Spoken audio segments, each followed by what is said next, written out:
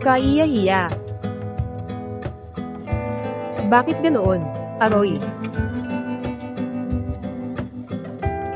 Gising na siya. Gising ka na.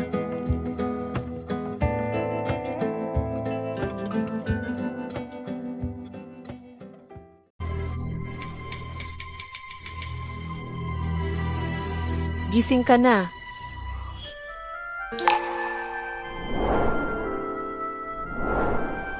Ikaw ang nagligtas sa akin. Elganat. Ay, hinalikan niya ang isang lalaki para lang makapagligtas. Tanga talaga. Sa tingin ko, mas mahihirapan na siyang magpakasal. Ikaw ang tanga. Buong pamilya mo tanga. Oy, Hindi niyo ba alam ang sihir? Wala talagang common sense. Ha?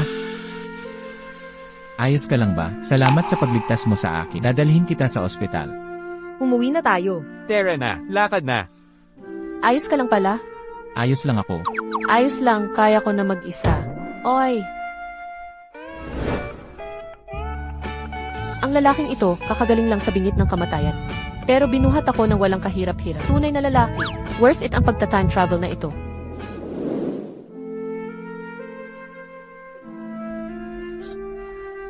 Ayos na. Oh, Salamat sa iyo. Ngayon, isinakripisyo mo ang iyong puri para iligtas ako. Ako. Handa akong panagutan ka. At pakasalan ka. Pakakasalan mo ako. Dahil lang ba sa nag-spay ako sa'yo? Dr. Reyes, nababaliw ka na ba sa pagkakalunod? Seryoso ako. Halos makalimutan ko, ang mga tao sa panahong ito ay masyadong konserbatibo. Hindi na kailangan. Hindi ko naman hihilingin na panagutan mo dahil lang sa paghalik ko o sa pagbibigay ko ng sihir. Hindi iyon dahilan para panagutan mo ako. Kung sa bawat taong iligtas ay kailangan mong panagutan, di ang mga doktor sa mundo, hindi na magliligtas ng tao. Alam ko, pero nakakatakot ang sabi-sabi ng mga tao, at isa ka pang babae. Ay, wala akong pakialam. Nalunod ka dahil sa pagligtas mo sa akin. Paano ko naman hahayaan na lang ang isang taong nag-aagaw buhay dahil lang sa chismis? At saka, kahit pa wala kang utang na loob sa akin, ililigtas pa rin kita ng walang pag-aalinlangan. Ito ay ang likas na ugali ko bilang tao. Walang kinalaman sa pananagutan. Wala itong kinalaman kahit katiti. Napakabuti mo. Diba? Sa tingin ko rin, napakabuti ko. Oh, gabi na pala. Kailangan ko nang umuwi. Nag-aalala na ang pamilya ko. Uuna na ako. Teka. Nakalimutan kong itanong ang pangalan niya.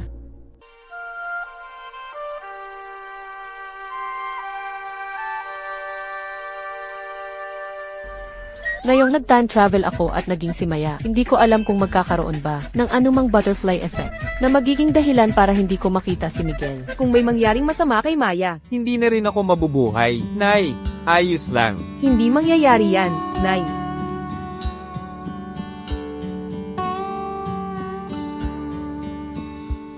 Maya,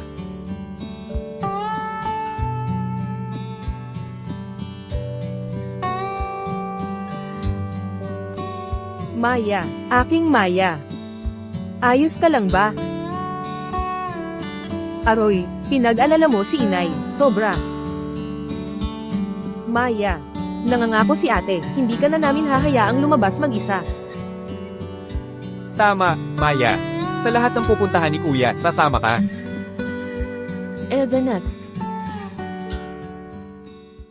Ay, itong orihinal na katauhan, ang taang dalaga. Kahit medyo mapait ang kapalaran at mahirap ang pamilya, pero sina Mama Elena, Ate Isabel at Kuya Mark ay mahal na mahal siya. Dahil ginamit ko na ang katawang ito. Ako, si Maya, ang batikang designer. Ang papalit sa orihinal na katauhan. Paunlarin ko ang pamilya. Para itong pamilya ay mabuhay ng marangya at masagana. Mama Elena, Ate Isabel, Kuya Marco. Sa nakalipas na mga taon, salamat po sa pag-aalaga niyo. Hindi po nakakapagod. Maya, hindi ka na tanga. Huwag po kayong mag-alala, dahil nandito po ako. Ang pamilya natin ay malapit ng maranasan ang magandang buhay na may karne sa bawat kainan. At laging may mga bagong damit. Inay, nagsasalita na naman po siya ng kung ano-ano. Sa tingin ko, mali po ito, Maya. Ay, at Isabel. Manalig po kayo sa akin. Tingnan niyo lang po. Sa aking kakayahan sa pagdidisenyo ng damit. Dito sa dekada 80, isa itong napakatinding kalamangan. Paano pa ako hindi kikita ng pera?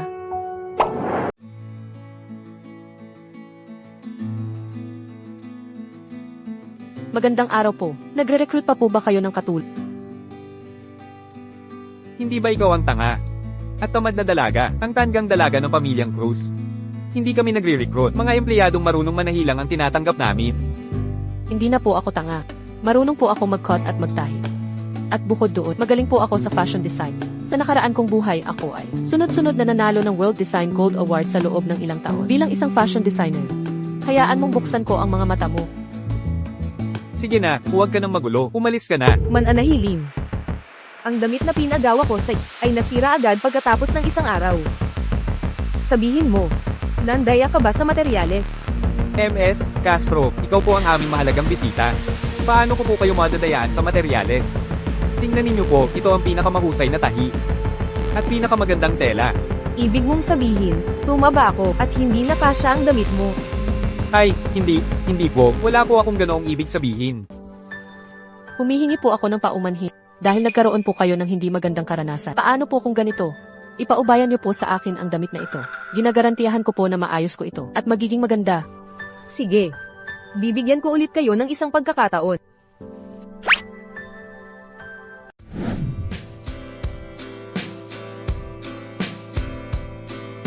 Miguel, ano ba naman ito?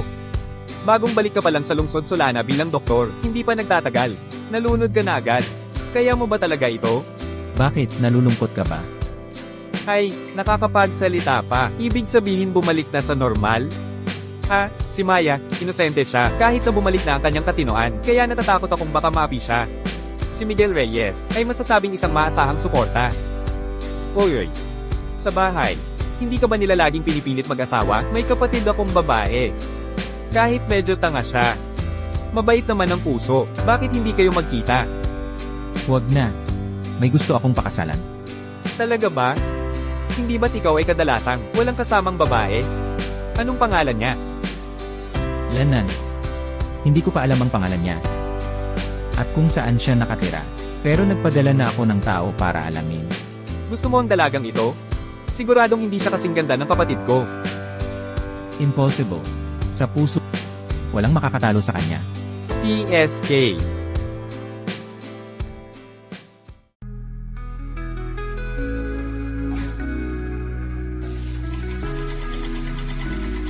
Maya, paano mo nagawang galawin ang damit ng iba? Sandra, ano, hindi mo na ba nakikilala ang sastre natin? Sandra, ito siguro ang muling isinilang na bida. Naaalala ko sa nobela. Akala ng bida na si Miguel Reyes ay isa lang ordinaryong doktor, kaya hindi niya pinapansin. Dahil doon, nakakuha ng pagkakataon ang orihinal na katauhan. Nang malaman ng bida ang tunay na pagkatao ni Miguel, bilang tagapagmana ng unang pabrika ng tela, nagsisi siya ng lubusan. Muling isinilang siya para makuha si Miguel. Pero para sa orihinal na katauhan, hindi na nag-asawa si Miguel. Itay, isa lang siyang tanga. Sastre ba siya ng pamilya natin? MS, Castro, huwag po kayong magpapalinlang sa kanya. Sige, mananahili. Gumamit ka pa ng tanga para lokohin ako. Maya, sa nakaraan mong buhay, pagkatapos mong mapang-asawa si Miguel Reyes, naging masaya ka sa buong buhay mo. Ngunit sa buhay na ito, hindi ko hahayaang magtagumpay ka sa pagpapakasal kay Miguel Reyes. Ang gawaing ito na napakahalaga, ipaubaya mo na lang sa akin. Huwag na.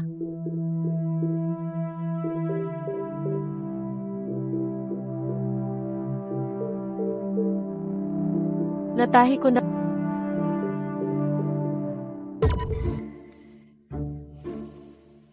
Ang ganda. Magandang tahi at galing sa paggawa. Aminado akong mas magaling ka pa sa akin. Paano mangyayari yan? Mas maganda ito kaysa dati. Hindi pa ako nakakita ng damit na ganito kaakma sa akin. Sa susunod, dito na ulit ako magpapagawa ng damit. Maya, simula bukas, pwede ka nang magtrabaho. Sige po. Sa nakaraan niyang buhay, nang hindi natanga si Maya, sa pamamagitan ng pananahi at pagdidisenyo, sa paligsahan sa tela at disenyo sa ilang araw, nakuha niya ang pabor ni Ginang Reyes, HMM. Sa pagkakataong ito, kailangan ko siyang maunahan, para ako ang magustuhan ni Ginang Reyes.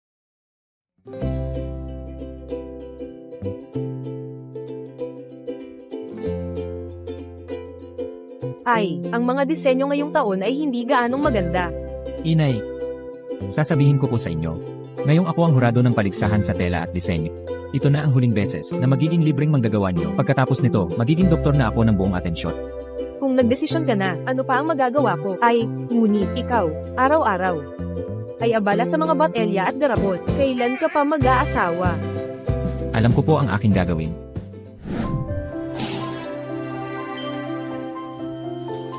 Maya, marunong ka rin palang gumawa ng damit? Ano po ang nakakapagtaka doon? Noon po, si Mama Elena ay nagturo sa amin ng Ate Isabel, di ba? Dati, hindi ka ba tanga? Ay, akala mo ba si Maya ay ikaw? Si Maya natin, matandi, at napakatalino. Tingnan mo ang kanyang gawa. Sa buong lugar na ito, walang makakatalo sa kanya. Ay, teka, sa loob ng ilang araw, hindi ba gaganapin sa bayan ang taunang paligsahan sa tela at disenyo? Sabi nila, ang premyo ay 500 piso. Paligsahan sa tela at disenyo. Siguradong mananalo ako ng unang pwesto. Sa 500 piso na ito, hindi ba't mabilis akong makakapagtayo ng sarili kong tindahan ng damit?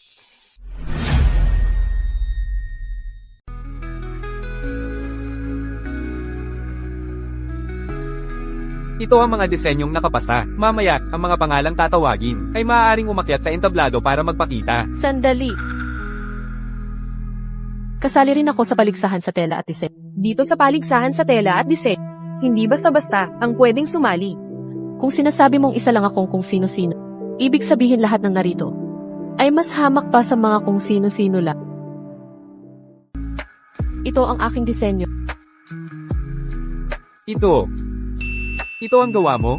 Opo. HMP, itong si Maya, ang tanga ng pamilya nila, nagsinungaling ng mahigit 10 taon. Ngayon, hindi na raw tanga. Akala ba niya, pag kinopya niya ang disenyo at sumali, walang makakaalam. Kung kinopya yan, hindi siya pwedeng sumali.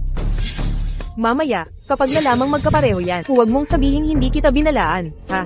Kung kinopya man o hindi, malalaman ng mga hurado pag nakita nila.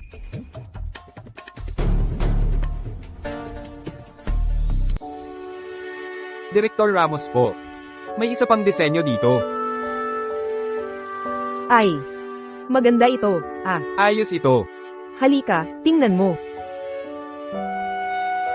Maya, ay, ang disenyong ito talagang nakakagulat at nakaka-impress. Oo, Pero, ang disenyong ito ay may kontrobersya. May ibang kalahok na nagsasabi na ang kalahok na ito dati ay may kapansanan sa pag-iisip, kagagaling lang niya. Sinasabi nilang kinopya niya raw ito.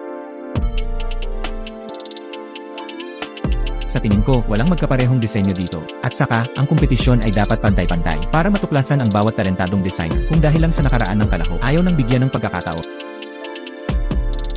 Inay, lalabas muna ako at babalik sa susunod na round. Padaan po. sang-ayon din ako sa sinabi ni Miguel. Pero sa ating paligsahan, kailangan pa rin nating makita ang ready to wear. Dinala ba niya? Sabi niya, kaya niyang gawin ng live. Gawin ng live. Ang paggawa ng isang ready to wear ay tumatagal ng 1 araw at kalahati, tapos kaya raw niyang gawin ng live? Ay, sir, kinopya niya ba ang sa akin? Madi-disqualify na ba siya? Walang magkapareho, pero sabi ng hurado. Sa susunod na round, gusto nilang makita ang ready to wear ni Miss Cruz. Sige po, bakit ganito? Kahit pumasok sa susunod na round, ano naman ni ako, na may ganoong kahusay na kakayahan ay hindi kayang gumawa ng isang ready to wear sa loob ng 3 araw. Paano niya magagawa ng live sa ganoong kaikling panahon?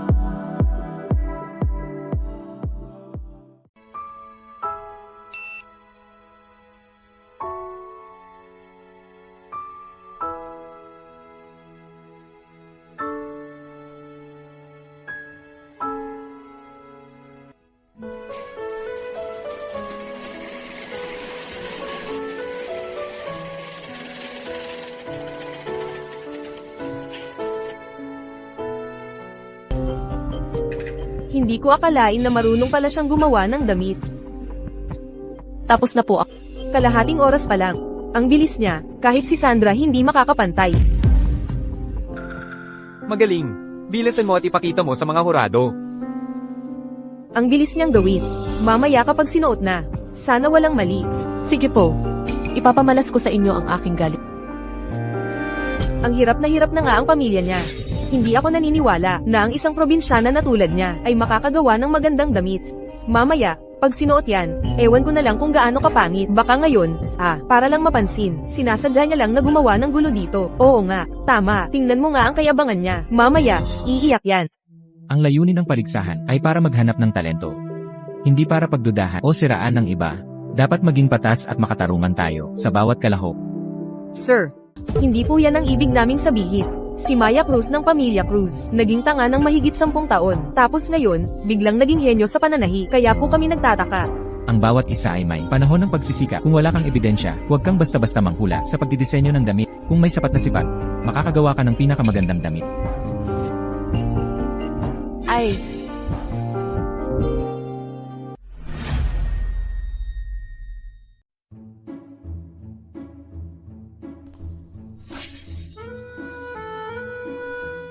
Sige po, naiintindihan ko na. Hindi ko akalain na kaya pala niyang ipagtanggol ng ganoon ng ibang tao. Ang babaeng ito na kayang gumawa ng ready-to-wear sa ganito kaikling panahon ay hindi ordinaryong tao. Mamaya, titingnan natin kung gusto niya si Miguel. Huwag na po kayong mag-isip ng kung ano-ano. Ngayon po, mag-focus na lang kayo bilang hurado. Ang kasal, malapit na. Malapit na.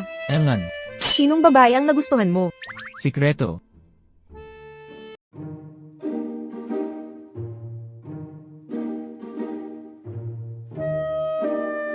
Ang disenyo na ito ay luma na.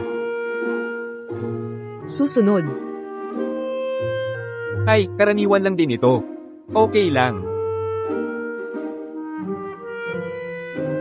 Mukhang walang magandang disenyo ngayong taon. Nakakadismaya.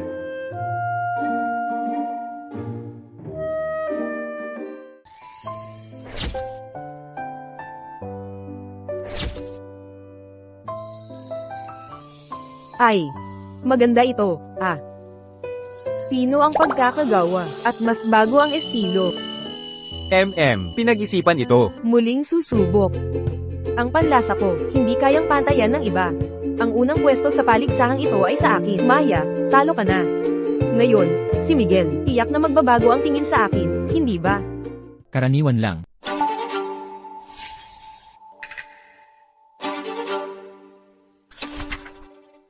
May huling kalahok pa, si Maya Cruz. Ay, bakit wala pa si Maya Cruz? Malamang pangit ang damit na ginawa, at masyadong pangit isuot, kaya hindi na makalabas. Ay, andyan na. Andyan na.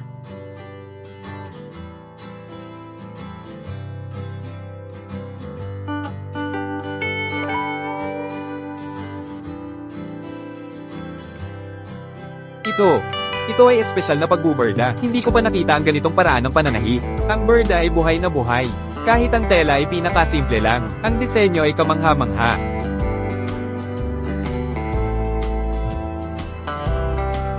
Siya, yon.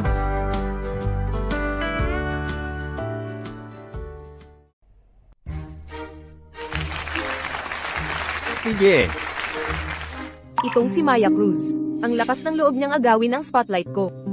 Nako, problema to, si Miguel Reyes. Baka magkagusto sa kanya. Napakaganda. Hindi pa ako nakakita ng ganito kagandang disenyo. syempre pa.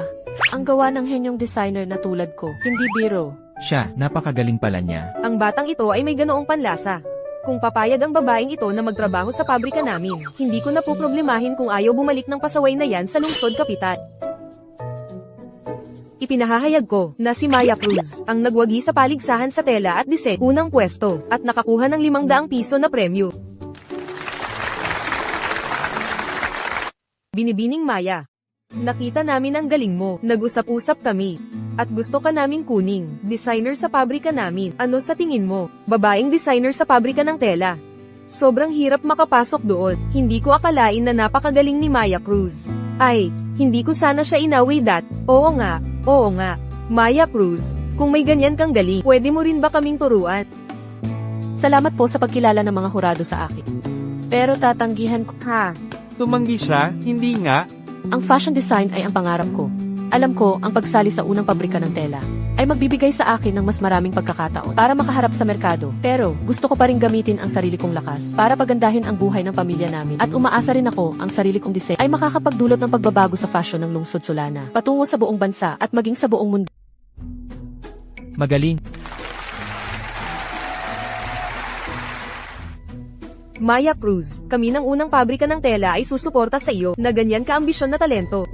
Ito ang anak ko. Siya ay mananatili sa lungsod Solana bilang doktor. Kung sakal kailangan mo ng tulong, diretso mo siyang lapitan.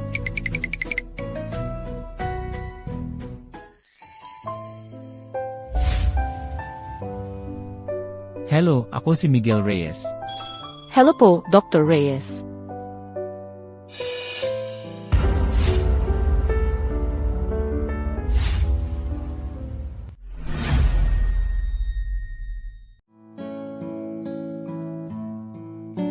Kahit pa maayos na si Maya, hindi pa rin ako mapakali. Anak, tulungan mo si Maya na makahanap ng mapapangasawa na magtatanggol sa kanya. Kasi kung hindi, patuloy akong mag-aalala. Inay, alam ko na po ang sinasabi ninyo. Maayos na ang pag-iisip ni Maya. At may itsura rin naman siya. Hahanapan ko po siya ng mabuting mapapangasawa. Dahil hindi pumayag si Miguel. Si Dr. Santos ay maaasahan naman. At kilalang kilala ko na siya. Kahit pa medyo tanga pa rin si Maya. Pero sa ibang aspeto, mahusay naman siya. Kung magpapakilala man ako, dapat, isang lalaking mahusay sa lahat ng aspeto. Tatawag lang ako.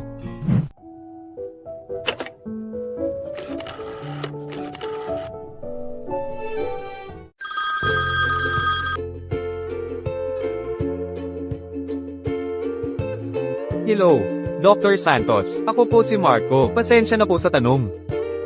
Ilang taon na po kayo? Marco, hindi ba't nagbabakasyon ka? Bakit bigla kang nagtatanong tungkol sa edad ko?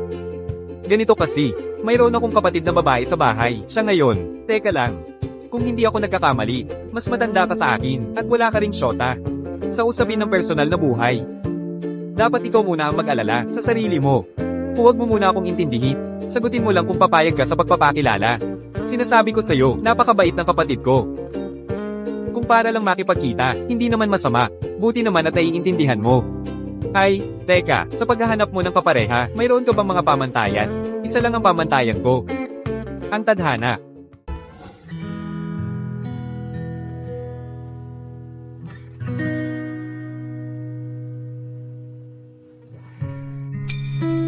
Gising ka na.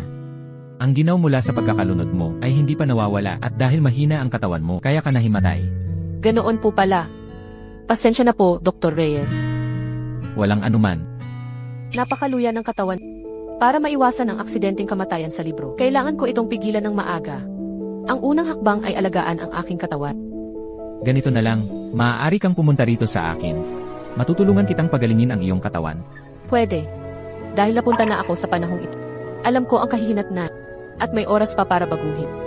Kaya kahit anong mangyaring aksidenteng kamatayan o ang mapait na kapalaran ni Miguel, tiyak na mapipigilan ko ito. Hindi ko lang alam kung kailan nilitaw si Miguel.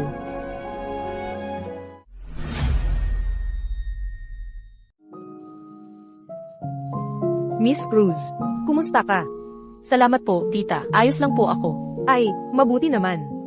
Miss Cruz, dati mo na bang kilala ang anak ko? Halos lumuwa na ang mga mata niya sa kakatingin sa... Tita, kami po ni Dr. Reyes ay 2 beses pa lang nagkita. Inay, Wala. Nakita ko lang na maganda ka at may talento rin. May kasintahan ka na ba? Ano-ano ba ang mga pamantayan mo sa pagpili ng kasintahan? Dapat po matangkad, higit sa 1.8 metro. Tama. Dapat talaga matangkad ang lalaki. Dapat din po gwapo. Siyempre, mas masarap tingnan kung gwapo, di ba? Dapat din po ay may pagkalalaki. Galante at higit sa lahat, mabait sa akin. Sa edad naman ng kapareha mo, mayroon ka bang hinihingi? Sa edad, 19 na po ako. Gusto ko po mas matanda sa akin. Pero huwag naman po sanang higit sa 4 na taon. Ang Miguel sa libro, naalala ko, 3 taon lang ang tanda niya sa akin. patay, nagkamali ng paglagay ng edad sa birth certificate. 7 taon pala ang tanda ko sa kanya. Oo, mas maganda kung mas matanda ng kaunti dahil mas marunong magmahal. Pero Miss Cruz, paano kung sa birth certificate ang edad ay mas matanda ng 6 o 7 taon? Hindi naman siguro problema, di ba? Ay, mas lalo po iyang imposible. Kung nagkamali ang edad sa birth certificate, 1 o 2 taon lang dapat ang diferensya. Pero ang mas matanda ng 6 o 7 taon, mukhang may problema yan. Sino ba naman ang nagsabi sa iba na noong bata pa para makapag-aral ng medisina ay sinadyang palakihin ang kanilang edad sa papel? Sige po, Tita Reyes. Aalis na po ako. Ay, sige. Anak, hindi ka naman gusto ng dalaga. Hindi mo pwedeng ipilit. Inay, hindi po ako ganoong tao.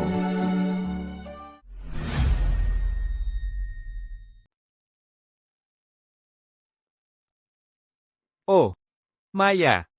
Nabalitaan kong ikaw ang nanalo ng unang gantimpala sa paligsahan sa tela at disenyo ngayong taon. Dati nga ay sabi ko, gagawin kitang katulong dito. Sayang ka talaga. Ang plano ko ay magtrabaho ka sa amin bilang mananahi.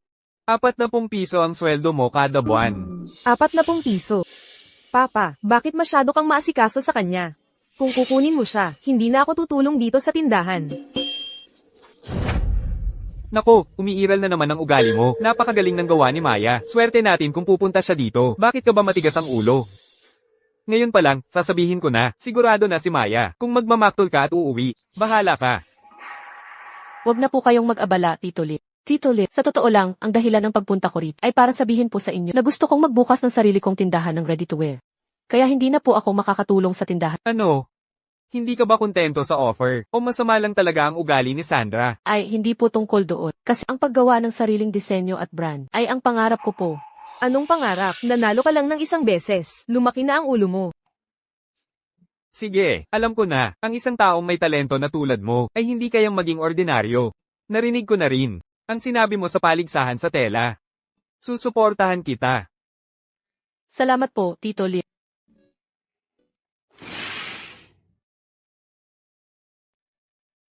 Maya, ngayon ang unang araw ng paggamot mo. Una, tutulungan kitang pabutihin ang sirkulasyon mo. Mag-relax ka lang.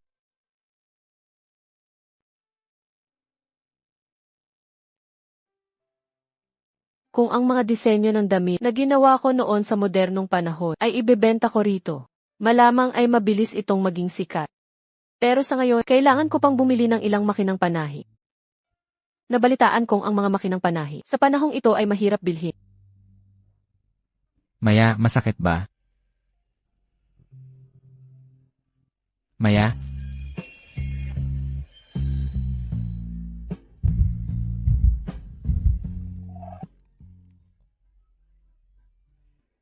Iyan, Maya. Ang kamay mo.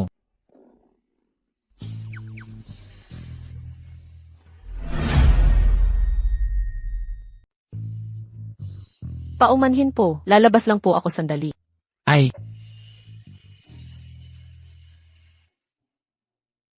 Maya, ano po ang nangyari sa inyo?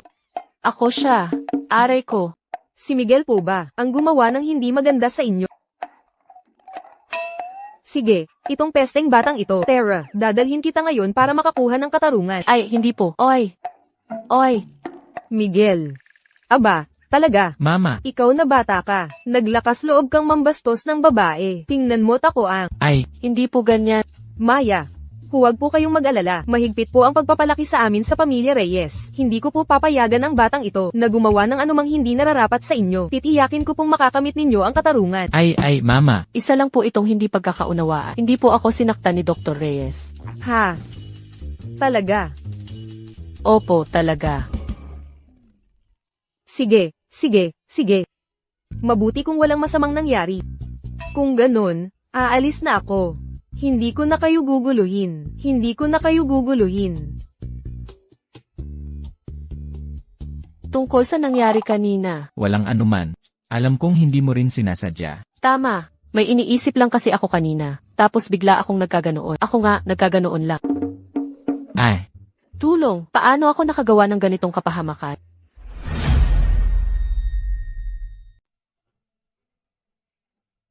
hindi ko alam kung natakot ko ba siya. Bakit hindi ko napansin noon na ang klinika mo ay mas malaki kaysa sa akin?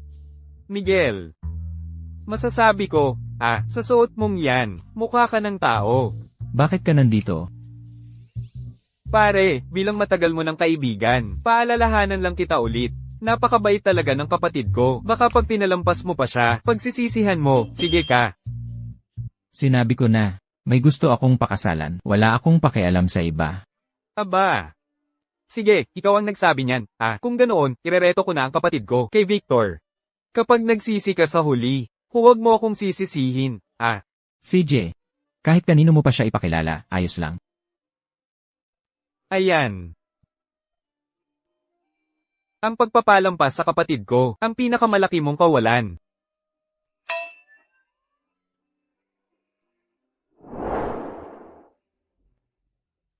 Hindi ko inaasahan na mahusay ka palang magtiis ng sakit. Siyempre naman, para lang mailigtas ko ang sarili ko sa mundong ito. Gaano man kasakit, kailangan kong tiisin.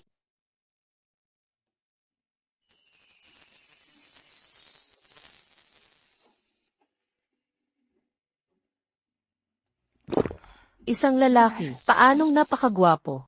Huwag kang mag-alala. Hindi na ganyan kasakit ang tusok sa susunod. Pag uwi mo mamaya, ingatan mo ang sugat, huwag mong basay. Esa, CJ, tapos na po ba ang gamutan para ngayon? Engan, nagmamadali ka bang umuwi? Ay, hindi po. Gusto ko po sanang pumunta sa department store sa lungsod para tingnan ang mga makinang panahi. Ay, saktong pupunta rin ako sa department store sa lungsod. Malapit din sa pabrika ng tela. Gusto mong sumabay sa sasakyan ko? Talaga po? Ang galing naman. Salamat po sa abala, Dr. Reyes. Tara na.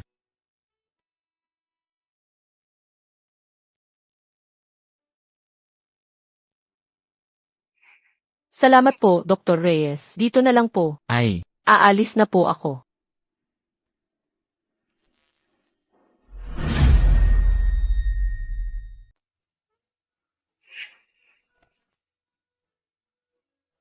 Hoy, Miguel, bakit ka nandito?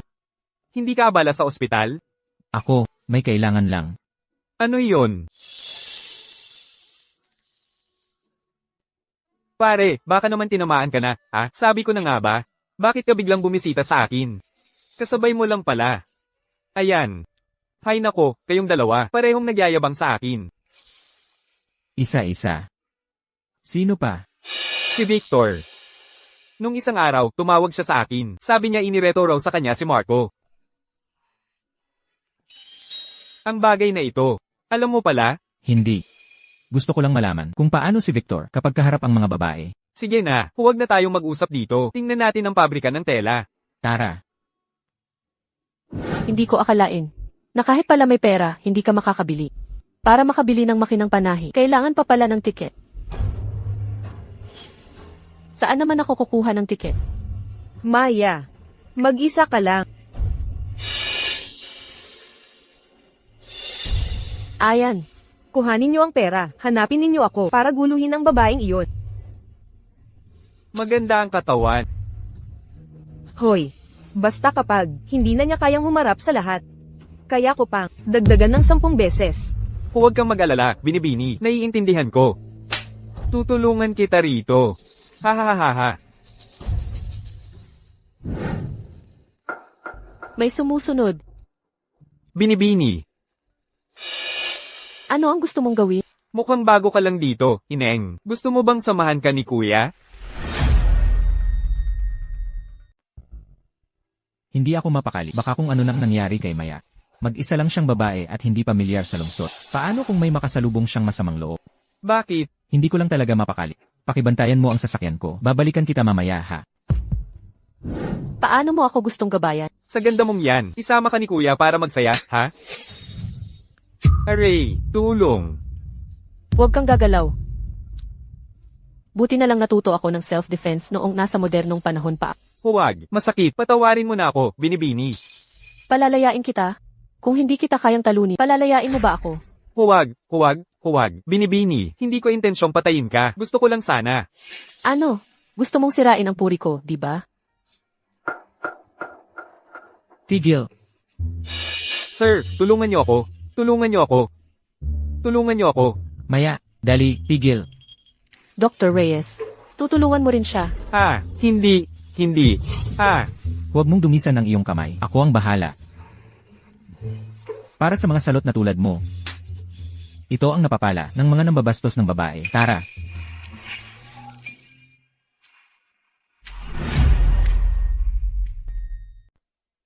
Ito po kasing tao na ito, kilala na siyang pasaway dito sa pabrika namin. Malaking tulong po ang nagawa ninyo sa amin.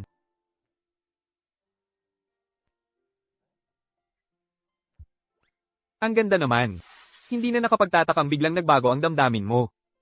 Huwag kang ngang magbiro. Miss, huwag po kayong mag-alala.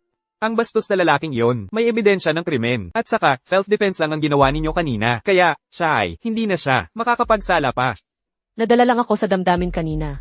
Ang mga taong katulad niya, akala madali lang apihin ang mga babae. Kaya hindi ko po siya hahayaang Tama ang ginawa mo. Kapag ganitong klase ng tao ang kaharap, ganito talaga ang dapat gawin. Maya, hintayin mo muna ako sa labas. Makikipag-usap lang ako kay Carlo. Ibabalik kita mamaya. Oh, sige po. Bye-bye. Miguel. Ang layo naman ng edad ninyo ng dalagang iyan. Ikaw ay, agila at sisiw. Ano? Sino ang agila? Ikaw. May sasabihin ako sa'yo. Mag-focus ka na lang sa sarili mong buhay. Bantayan mo ng maigi ang taong iyon. Huwag mo nang hayaang makapanira pa ng mga dalaga. Aalis na ako. Hindi pa nga. Nagiging kayo, binabara na niya ako. Taksil na kaibigan. Anong taksil na kaibigan? Hoy, Victor, buti dumating ka. Si Miguel, biglang, may nagugustuhan ng dalaga. Talaga. Akala ko hindi na, siya magkakagusto pa sa babae.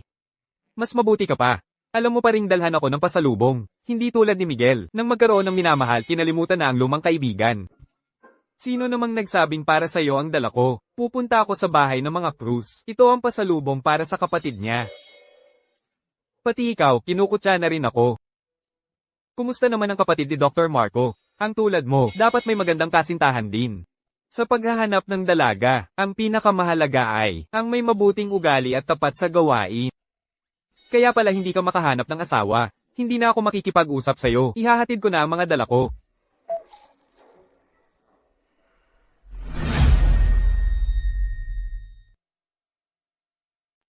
Bitawan mo ako. Anong nangyayari dito? Mga kapitbahay, tulungan niyo ako. Bakit ba bigla na lang nanununtok itong dalaga? Sandra, linawin mo sa akin. Anong ibig mong sabihin na hindi disente ang kapatid ko? Talaga naman. Ang kapatid mo, noong nakaraan, hinalikan lang ng basta-basta ang isang doktor. Ngayon, nakita ko mismo, pumunta siya sa syudad para makipagkita sa kung sinong lalaki.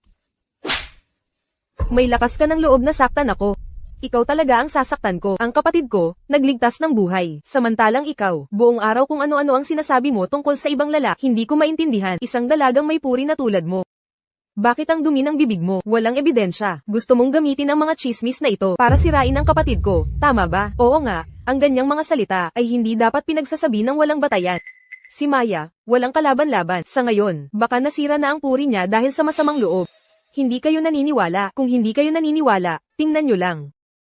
Aba, anong klaseng tao ba yan? Oo nga, talaga. Sinasabi ko sa'yo, sa susunod na marinig kong binabato mo ng putik ang iba, kahit magkaroon pa ako ng record at parusa, bubugbugin pa rin kita. Narinig mo? Anong tinitingnan nyo? Nakakatawa ba? Hehe, paumanhin.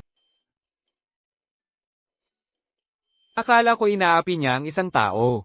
Hindi ko inakalang nagtatanggol lang pala siya. HMM, ang cute ng dalagang ito. Hehe.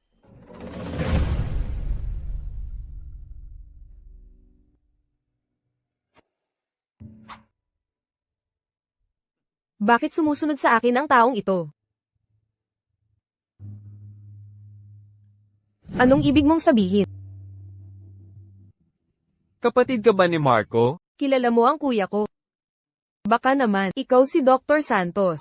Kilala mo ako? Mukhang siya nga ang dalagang ipinakilala ni Marco sa akin. Medyo interesante nga. Nga pala, pinapadala ito ng kuya mo sa inyo. Gusto mo bang pumasok muna? Huwag na, may gagawin pa ako.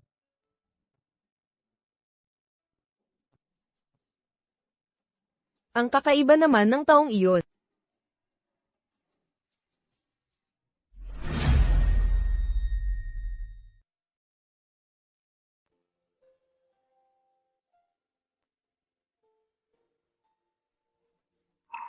Ang sinasabi ko, lahat ay totoo. Si Maya Cruz, talagang pumunta sa syudad para makipagkita sa ibang lalaki. Mamaya pagbalik niya, hindi nyo alam kung gaano siya kapahiya. Tingnan nyo lang.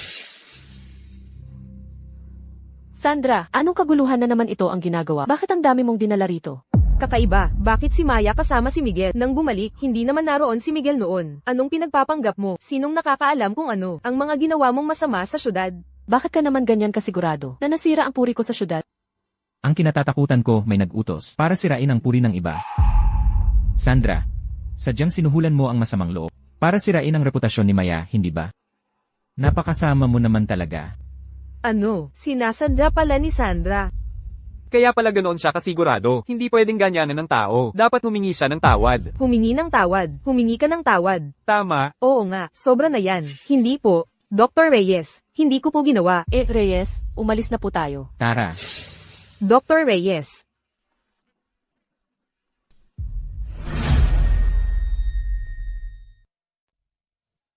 Reyes, dito na lang po siguro tayo. Malaking tulong po kayo ngayon. Kung hindi po dahil sa inyo, hindi ko na alam kung anong gagawin ko.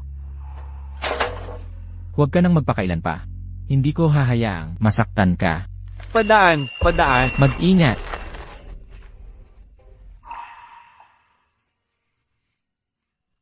Paumanhin, ako. Hindi ko sinasadya. Gusto lang kitang hilahin. Wala akong balak na bastusin ka. Huwag muna kayong magsalita. Ayos na, napunasan ko na. Dahil ang nangyari kanina ay isang aksidente. Kalimutan na lang natin pareho. Uuwi na ako.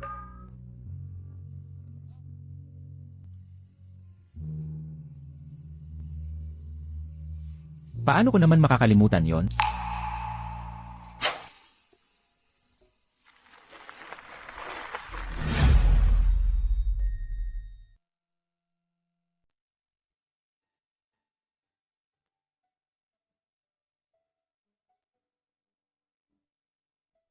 Marco. Mia, nandito ka na pala. Upo ka. Marco, pinapunta niyo po ba ako rito? Tungkol sa paggamot? Hindi. Tungkol ito sa makina ng panahi. Alam ni nanay na magbubukas ka ng tindahan. Iniisip na kailangan mo, kaya binigyan niya ako ng 2 tiket para sa makina ng panahi sa pabrika. Para sa iyo. Totoo po ba? Tamang-tama po ito. Marco, maraming salamat po sa inyo at kay tita. Para sa akin, tulong po ito sa tamang panahon. Huwag mo na kaming ituring na iba, Mia. Ang pagsisikap mo, ay nakikita namin ni nanay. Wala rin naman kaming paggamitan ang 2 tiket na yan, tamang-tama na makakatulong sa'yo. Marco, napakamahal po nito. Hindi ko po ito matatanggap ng libre. Kung gusto mo talagang magpasalamat, buksan mo ng maayos ang iyong tindahan ng damit. At tuparin ang iyong pangarap. Ang bait ninyo po at ng pamilya ninyo, Marco. Paano kaya kung gumawa ako ng ilang damit para sa inyo?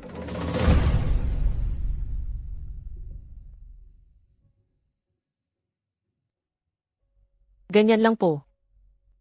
Salamat po sa tulong. Ayos lang, hindi po mahirap. Narentahan na ang tindahan. Bukas, papupuntahin ko si Ate Ana para tumulong sa paglilinis. Nakaayos na ang lahat. Ang lahat ng ito ay naging maayos dahil sa pamilya De Leon. Ang paggawa ko ng damit para kay Marco, dapat ko na ring simulan agad.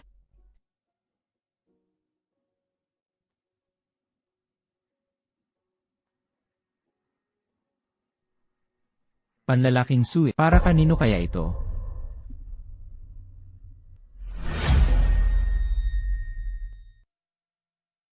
Mia, Marco, tamang-tama ang dating.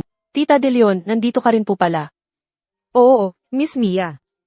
Uuwi na kami sa Kapitolyo. Marami kasing ginagawa sa pabrika ng tela, kaya't sinadya kong pumunta rito para magpaalam sa iyo, Miss Mia. Hindi ko alam kung umayos na ba itong batang to. Paalis na rin naman ako, kaya tutulungan ko na lang siya ulit. Noong nakaraan, yung pamantayan na sinabi mo sa akin, pinag-isipan ko ulit. Mayroon nga pala kaming lalaki sa pabrika, na matangkad, gwapo, at may responsibilidad. Siya nga. Yung pamantayan na sinasabi, mas matanda lang ng 3 o 4 na taon. Tingnan mo. Talaga nga, pagtanda, mahilig magperes ng mga kabataan. Isa itong katotohanang hindi nagbaba. Pero hinihintay ko pa ang lalaking bida sa nobela. Para hindi ako, laging ipakilala ni Tita De Leon. Sa mga lalaki, maghahanap na lang ako ng dahilan.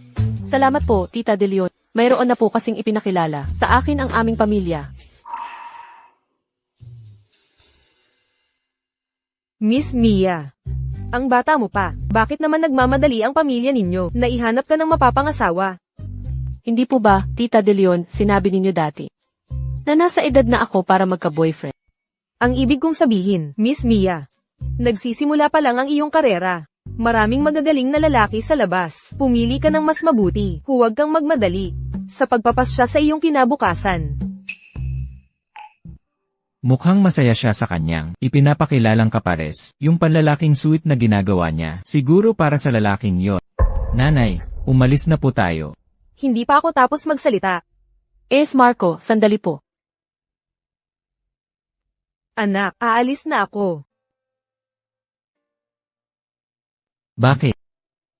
Marco, tamang-tama ang dating mo. Ikaw, lumapit ka. Hubarin mo ang iyong damit. Hubarin ang damit.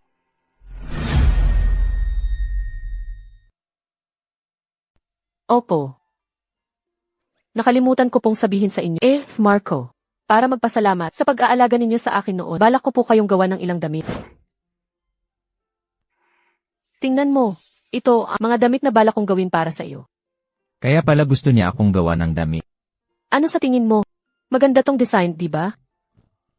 Maganda. Sige, hubarin mo na ang damit mo.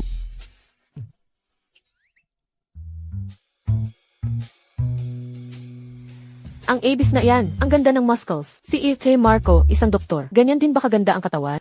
Mia. Hindi ba susukatan mo ako? Ay, nga pala.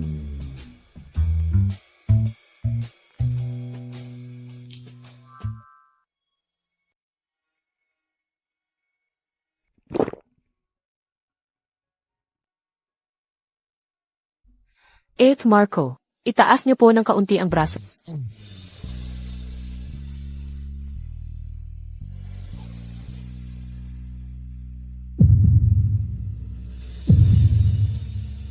Mia.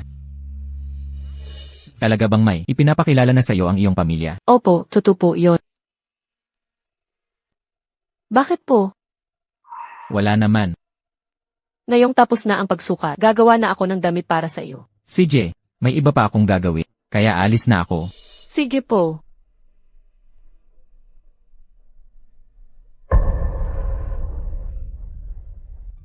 Teka, mali. Ang kilos ni Marco ay iba ngayon na nalaman niya ang tungkol sa arrange date ko kumpara sa dati. Kaya pala, siya ay talagang may gusto sa akin.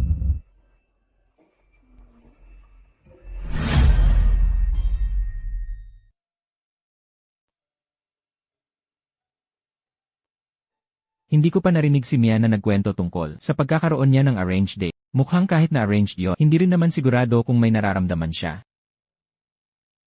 Anak, ang pamilya niya ay nag-areglo na ng ipapakilala sa kanya. Ano kaya kung sumuko na lang tayo?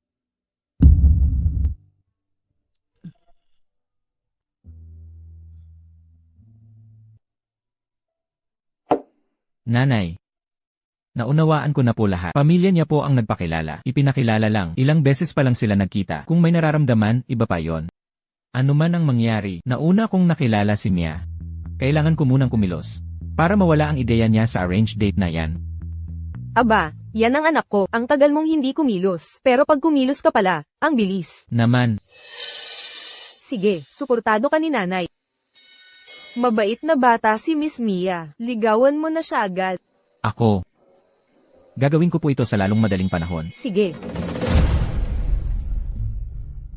Ana. Malinis na ang buong tindahan. Kulang na lang. Ian, bakit ka nandito? Napadaan lang po. Pasensya na po, Ian. Hindi ko po sinasadya, pero madumi na ang sombrero at damit. Kung titingnan ng tela, mukhang napakamahal pa. Gusto mo, umuwi ka muna para magpalit at labhan ko ang mga yan para sa iyo. Ayos lang. Kasalanan ko naman po. Kung handa ka pong labhan para sa akin, hindi ko na po tatanggihan ang kabutihan mo. Uuwi po ako para magpalit ng damit at babalik po agad. May dahilan na naman para magkita. Hindi, nagpapaka-polite lang ako. Bakit mo naman sineryoso?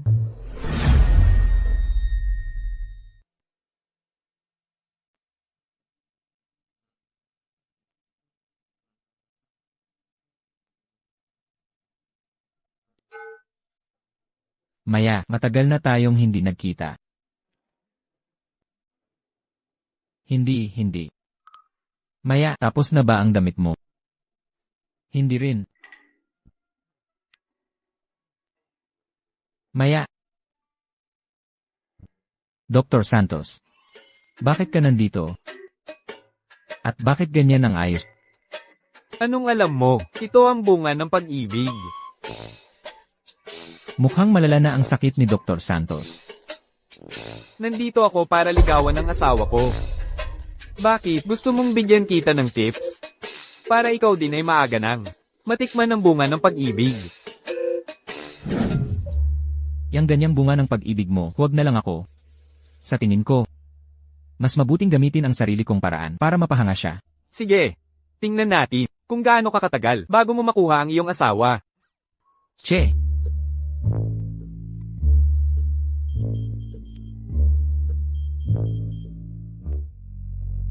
May emergency sa ospital, Mayor. Mukhang ang mga salitang ito ay sa susunod na lang sasabihin.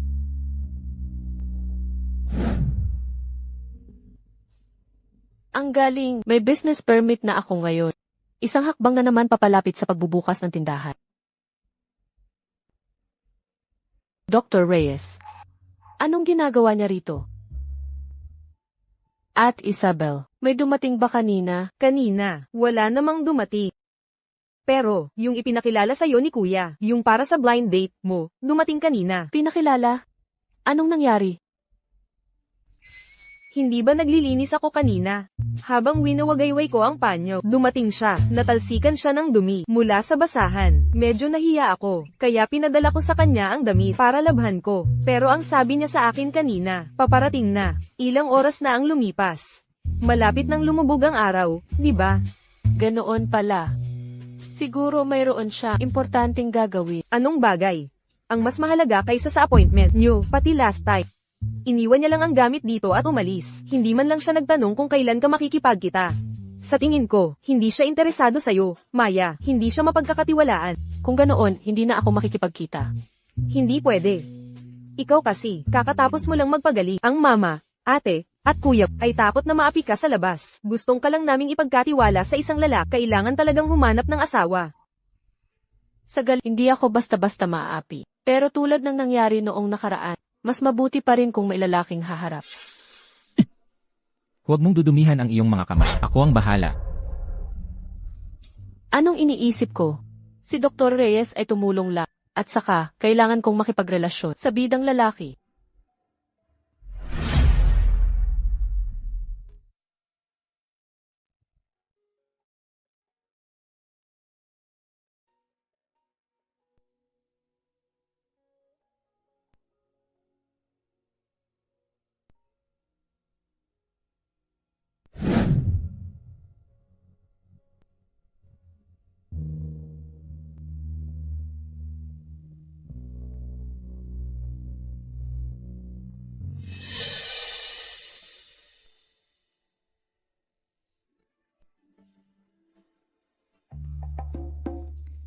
Anong iniisip mo? Maya. Busy ka ba? Dr. Reyes, sakto ang Tapos na ang damit na ginawa ko para subukan mo. CJ. Paano? Si Dr. Reyes, kapag sinuot ang damit na ito, talagang kasing kisig ng inaasahan ko. Talaga? Ngayon lang ako nagsusuot ng ganitong estilo.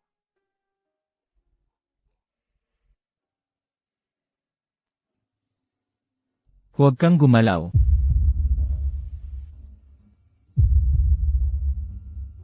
Hindi kaya gusto niya akong ligawan? May hibla sa ulo mo. Ah! Oh, Miss Cruz, alainan. ngayon mayroon akong napaka-importanteng sasabihin sa'yo. Miss Cruz, gusto ko sanang sabihin sa'yo na Gusto kita. Miss Cruz, dahil tinanggap mo ang ipinakilala sa iyo ng pamilya mo, siguro, hindi ka tatanggi sa paghahanap ng asawa. Isa akong doktor na nagliligtas ng buhay. Stable ang kita ko. Ang iyong pag-isip, ang iyong kabaitan. Lahat ng ito ay nakakaakit sa akin.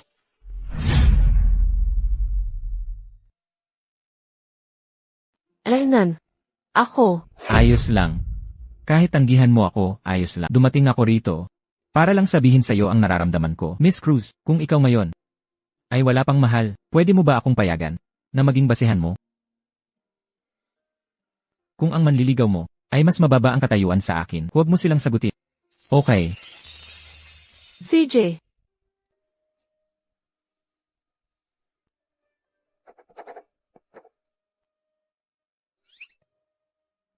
Miss Cruz, ito ang number ng telepono ko. Kapag nakapag-isip ka na, tumawag ka lang sa akin anumang oras. Hihintayin kita. Magandang gabi. Dr. Reyes.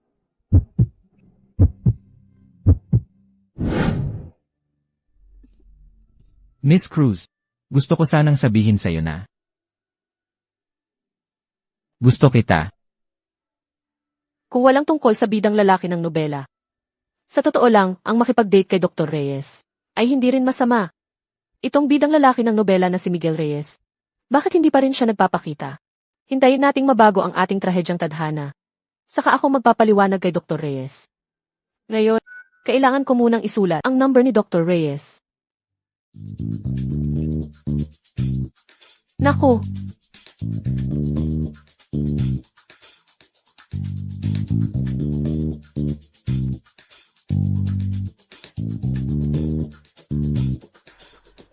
Bakit nangyari ito? Tutal, nasa ospital ng Solana naman si Dr. Reyes. Kahit wala na ang number, pwede ko naman siyang puntahan, di ba?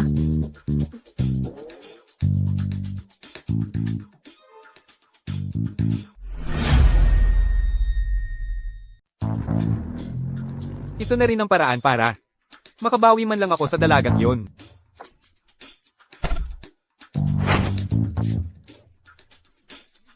Miguel, ako. Ito ang gamit ko sa panliligaw sa asawa ko. Kapag sinira mo yan, babayaran mo ba ako? Victor, nagkaroon ng malaking epidemya sa lungsod Ignacio. Kailangan ang tulong ng ating ospital doon. Ano? Bakit hindi pa tayo mabilis na pumunta? Kung gayon, ang pagliligaw mo sa asawa mo. Nako, anong oras na ba ngayon? Magpapaliwanag na lang ako sa kanya pagbalik ko, pero muli akong magiging absent sa kanya. Nga pala, hindi ka ba nagsabi noon na gagamitin mo ang sarili mong paraan para ligawan ng iyong minamahal? Anong nangyari? Ayaw niya sa akin. Pero ayos lang. Hindi ako nagmamadali. Dahan-dahan lang. Huwag kang mag-alala para kay Maya. Doktor ang kuya niya. Tiyak na maiintindihan ka niya. Huwag kang mag-alala. Ewan ko lang sa dalagang yan. Tara na. Mabuti. Napakabuti. Yang si Victor Santos, ang dami ng beses na kinancel niya ang appointment sa akin. Ayos lang. Siguro mayroon siyang importanteng gagawin at nagmamadali siya.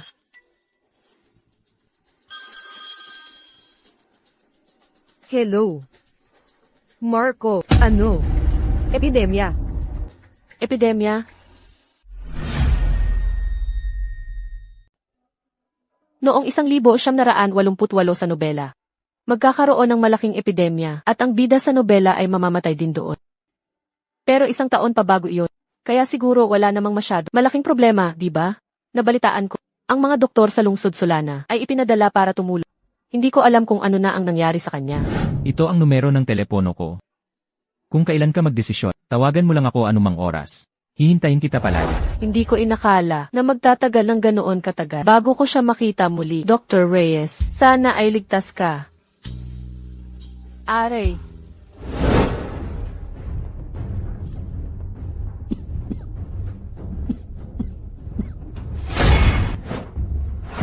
Dr. Reyes. Panaginip pala. Pero bakit naman ako nagkaroon ng ganitong kakaibang panaginip?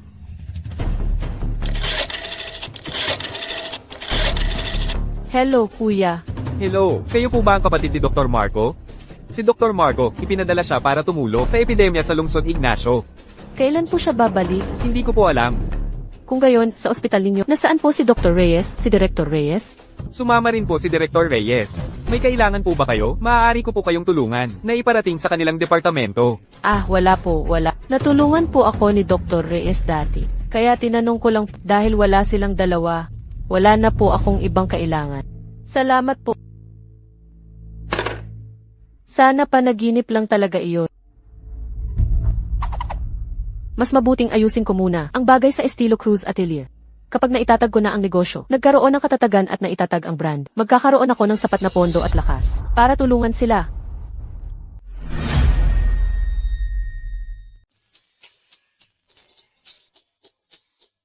Opisyal ng bukas ang Estilo Cruz Atelier.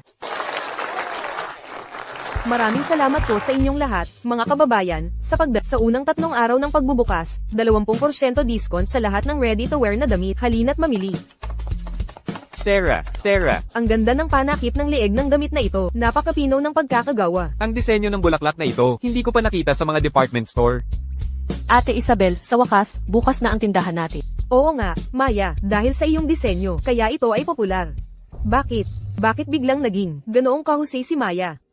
Hintayin mo lang ako. Hindi ko hahayaan na magpatuloy ang Estilo Cruz Atelier mo. Oy. Huwag na huwag kayong bumili ng damit dito sa Estilo Cruz Atelier. Ito ang damit na binili ko dito kaninang kalahating araw pa lang sira na. At nagkaroon pa ako ng maraming pulang pantal sa katawan. Kita mo na, napakababa ng kalidad ng Estilo Cruz Atelier. Kaya't mag-ingat kayong lahat. Huwag kayong magpaloko sa kanya. Aroy. Talagang ang maraming pulang pantal. Mukhang may problema nga talaga ang mga damit ng Estilo Cruz Atelier. Ayoko na, hindi na ako bibili. Kung gayon, ang mga damit na binili namin, baka may problema rin. Gusto kong bawiin ang bayad ko. Tama, gusto ko rin ng refund. Ibalik ang bayad. Ngayon, hindi na ninyo kayang ituloy ang tindahan ninyo, di ba, Maya? Hindi naman siguro tayo ang may problema, di ba? Syempre, hindi. At Isabel, huwag ka munang mag-alala. Miss Castro, wag po muna kayong magalit. Maaari ko po bang tingnan ang inyong damit? Bibigyan po namin kayo ng nakakasiyang sagot. Bakit mo titingnan ang damit? Gusto ko ng bayad pinsala. HMFF, tingnan ninyo. Ang may-ari ng Estilo Cruz Atelier may tinatagong kasalanan. Gusto niya ang damit ko. Tiyak na para itago ang ebidensya. Oh, kung ganoon. Dahil sinabi mo na ang lahat ng iyan, hindi ko na dapat para hindi masayang ang paratang sa akin.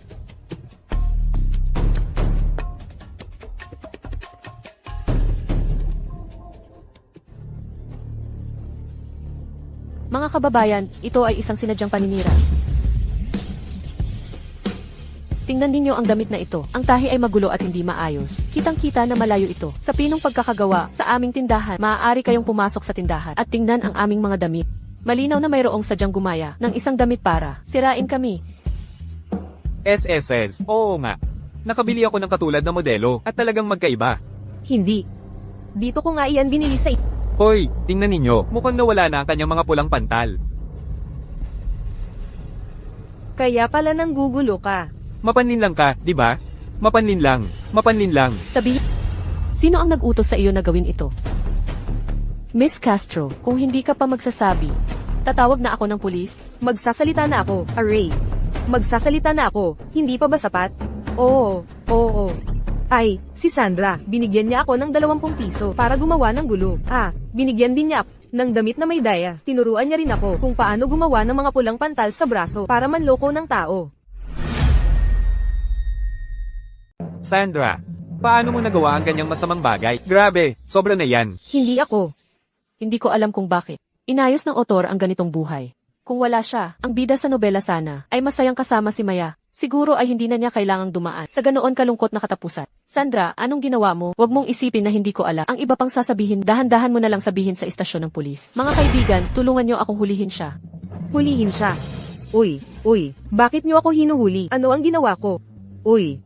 Anong ginawa mo? Ikaw na lang ang magpaliwanag sa istasyon ng pulis.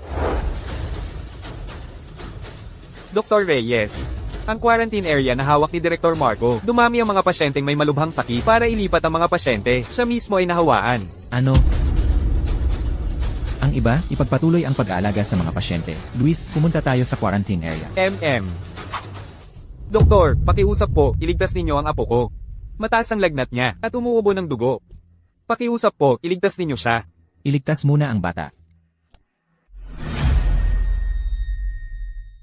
Hoy, Direktor Reyes, mapanganib po ang ganyang kalapit na pakikipag-ugnayan.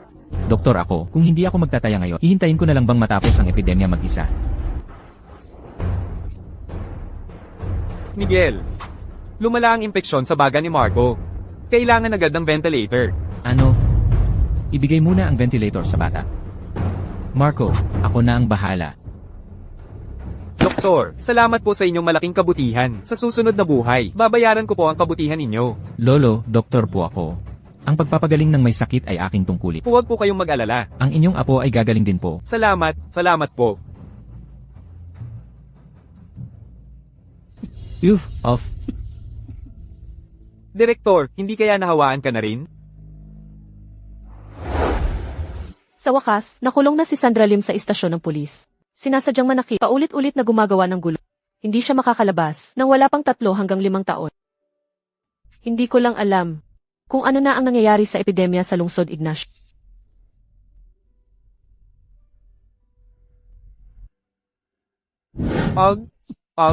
Og. Direktor Marco, malala na po ang sakit ninyo. Pakibigay po ito sa pamilya ko. Direktor Marco. Kuya Marco.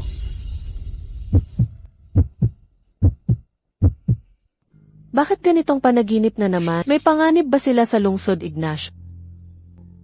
Kasalanan ko, binabasa ko lang ang nobela ng paskip-skip. Hindi ko rin nakita ang ganitong eksena. Baka totoo, ang mga panaginip na ito. Hindi pwede. Ayoko pang mamatay. Hindi pa ako nakakapag-asawa. Og. Sa sipag mong ganyan, ang babaeng magpapakasal sa'yo ay baka maging biyuda habang buhay ka pa. Paano pa siya maglakas loob na pakasalan ka? Miguel, bakit pati ikaw ay nagkaganito na ang itsura? Namumutla ka na parang refugee. Ikaw lang ang maputi. Sa pagliligtas ko ng tao, hindi sinasadyang nahawaan ako.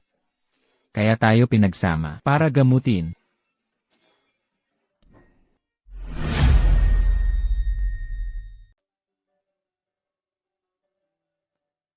Ang kalagayan ni Marco ay medyo matatag pa rin po, at ang lahat ng indikasyon ay bumubuti na. Nga pala, Gio, may balita mula sa ospital. Tinawagan ka ng iyong pamilya. Pinapasabi nila na pag-uwi mo. Sulatan mo raw sila. Telepono. Luis, pakikuha mo ako ng papel at ballpen. Pagkatapos kong sulatan, pakipadala na lang. Opo, sige po. Teka lang. Luis, may tumawag din ba sa akin? Oh, Bakit ka nag-aalangan? Lakasan mo ang boses mo. sige po. Ulat po, Direktor, wala po. Direktor, ano po ang nangyari sa inyo? Nainis si Direktor Marco dahil sa iyo. Hello po, ang lahat ng nasa rack ay mga bagong disenyo. Kung gusto niyo po, pwede niyo pong isukat. Sa kasalukuyan, ang sitwasyon ng epidemya sa lungsod ng Ilaya ay nananatiling grabe. Ito ay nagpapatuloy na sa loob ng ilang panahon at lubos itong nakaaapekto sa buhay ng mga tao. Ang medical team ay buong pusong nagel iligtas upang masiguro ang kaligtasan ng lahat. May epidemya sa lungsod ng Ilaya. Ang mga nasa panaginip ko ay hindi kaya totoo.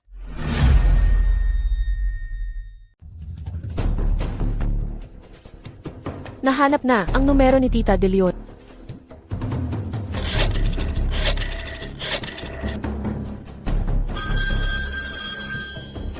Hello.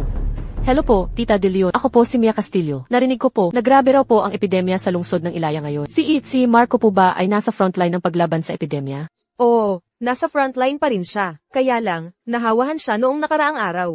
Ay, okay lang po ba siya? Kasalukuyan siyang ginagamot sa ospital. Ang gamot ngayon, hindi kayang gamutin ng tuluyan. Ang kamay niya ay posibleng maapektuhan ng side effect. At hindi na siya makakapagtrabaho bilang doktor. Mukhang totoo nga ang lahat ng nasa panaginip. Hindi ko pwedeng hayaang may mangyari sa kanya. Tita De Leon, wag po kayong mag-alala. Sabihin niyo po sa akin kung saang ospital po siya naroroon ngayon. Pupunta po ako kaagad. Wag po kayong mag-alala, may paraan ako para iligtas siya. Sa panahong ito, ang medisina ay hindi pa masyadong maunlad. Kung ang gamot sa hinaharap ay magawa ng maaga, maraming tao ang maliligtas. Tita De Leon, sabihin niyo po sa kanya. Napupunta ako. Oo. Sige, hintayin mo ako. Magpapadala na ako ng susando sa'yo. Sige po. Nga pala, kung nahawaan si E.T. Marco, ang kuya ko po, okay lang po kaya siya? Hello po. Ako po ang kamag-anak ni Ethilio Castillo. Pwede ko po bang itanong, kumusta na po si Ethilio ngayon? Si Director Leo po, nagtrabaho po siya sa frontline noon. Nahawaan po siya. Na-transfer na po siya ngayon sa Hospital ng Ilaya para gamutin. Medyo bumubuti na po ang kondisyon niya. May gusto po ba kayong ipasabi sa kanya? Nahawaan? Sabihin niyo po sa kanya. Nabibisitahin ko siya. Marco, ang gamot na ito ay makakapigil sa virus sa katawan mo. Bakit hindi mo iniinom? Ea Santos, huwag na po kayong mag-alala sa akin. Alam ko ang side effect ng gamot na ito. Ito ay magdudulot ng irreversible na panginginig sa mga kamay. Hindi ko ito iinumin. Marco, natatakot ka bang magkaroon ng utang na loob sa akin na baka gamitin ko ito para kumapit sa'yo? Ea Santos, para sa akin po, kung hindi na ako makakapag-opera, wala na ring kabuluhan ang maging doktor. Ito ang sarili kong desisyon. Huwag niyo na po akong pilitin. Sige, pagsisisihan mo yan. Ulat po. Director Leo, banibisita po kayo ng inyong pamilya. Nasa ibaba na po sila. Anong pamilya ang sinasabi mo? Mukhang ang inyong nakababatang kapatid na babae po. Hindi ba't siya ang ipinakilala kaya? Hindi ba't si Mia ko yan? Hindi siya pwedeng pumasok. Nakakahawa ang sakit na ito. Kuya, huwag kang mag-alala, okay lang ako. Ang boses na yan.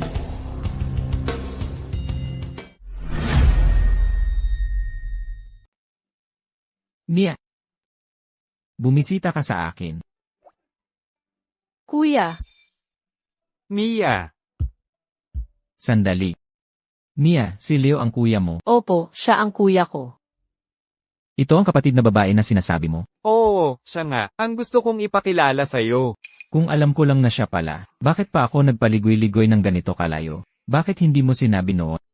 Noon, ikaw ang nagsabi sa akin na may minamahal ka na at sinabi mong huwag kitang airto. Ngayon, nakita mo na maganda ang kapatid ko. Nagsisisi ka na? Kaya pala ang kapatid ni Director Leo ay napakaganda. Kaya pala pumayag si Dr. Ian na makipag-date. Na, si Ian natuso na yan. Akala ko naman, bakit siya biglang nagpakita ng interes? Makikipag-date pala kay niya. Isang napakabuting tao. Sino ba naman ang hindi may in love? Kaya lang. Paano ka na parito? At sa ganitong ayos pa. Ito ang bunga ng pag-ibig. May gusto nga ba siya kay Ian? May nararamdaman nga ba siya? Ian! Dr. Ian, baka may nag-iisip sa'yo. Talaga po? Dr. Ian, base sa nakikita ko, mukhang tinamaan ka na ng pag-ibig kamakailan. Nabalitaan ko po na ikaw at ang kapatid ni Director Leo ay nakikipagkilala. Kumusta na po? Mabait naman siya. Nagsisikap pa rin ako. Ay, wow naman. Hi, Director Marco. Ay, pasensya na, John. Marco, basta po kayo at ang kuya ko ay ligtas, okay na. Magkakilala kayo. Yun, nalunod po ako noon. At si E.T. Marco ang nagligtas sa akin. Dahil doon, nasamid si E.T. Marco. Pero, at niligtas ko naman siya gamit ang sis. Pagkatapos, sa textile competition, nakilala ko rin si Tita De Leon. Sandali. Nalunod? Yung dati mo, na pinapahanap sa akin na babae. Si Mia pala yon. Ano sa tingin mo? Talagang nakakatuwang tadhana nga kayong dalawa. Pero sayang. Sino bang nagsabi sa'yo na huwag mo na akong tapusin at tumanggi ka kagad? Naipakilala ko na si Mia kay Ian. Uy, ikaw. Anong pinag-uusapan nyo? Wala yan, Mia. Hindi ba't ipinakilala ko si Ian noon? Para makipag-date sa'yo. Nagsabi pa siya na. Bibisitahin ka niya sa bahay. Pero hindi siya dumating kasi wala na siyang magawa noon. Ipapaunawa ko sana sa'yo. Alam ko po, grabe po ang sitwasyon sa lungsod ng Ilaya. Kayo bilang mga doktor, syempre, kailangan agad kayo pumunta para tumulong. Naiintindihan ko po. Hindi mo naman siya sisisihin, di ba? Ito ang misyon. Paano ko kayo sisisihin? Pero, tungkol sa pagde-date, wag na lang, may gusto na po akong iba. May gusto ka na?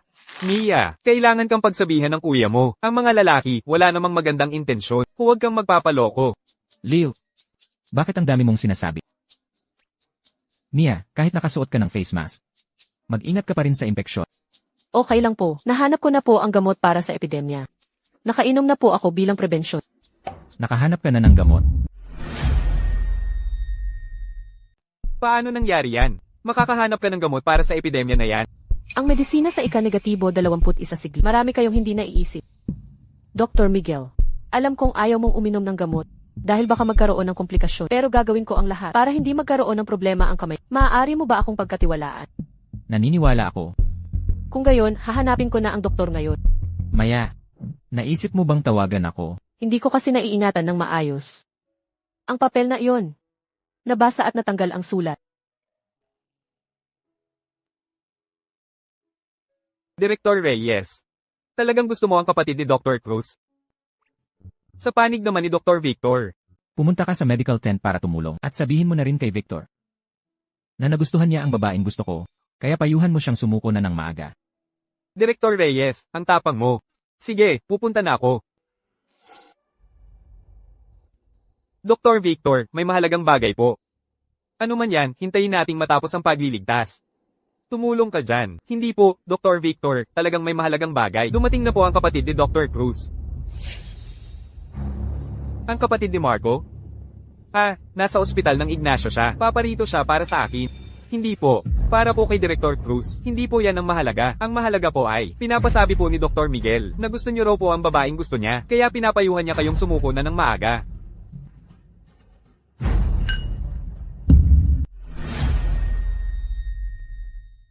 Ulitin mo nga ang sinabi mo.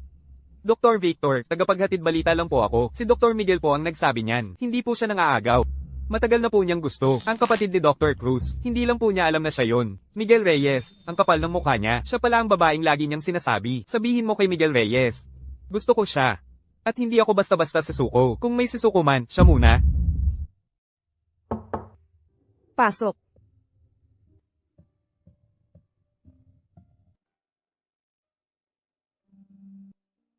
Binibini, nagpapatingin po ba kayo? May nararamdaman po ba kayong masama? Magandang araw po, Dr. Pineda. Hindi po ako nagpapatingin. Mayroon po akong formula ng gamot para sa epidemya na nais kong ibigay sa inyong mga doktor. Binibini, saang ospital po kayo? Hindi po ako doktor. Isa lamang po akong designer. Binibini, ang epidemyang ito, halos lahat ng doktor sa buong bansa ay walang magawa. Paano ka nagkaroon ng treatment plan? Dr. Pineda, maaari po ba akong bigyan ng papel at ballpen?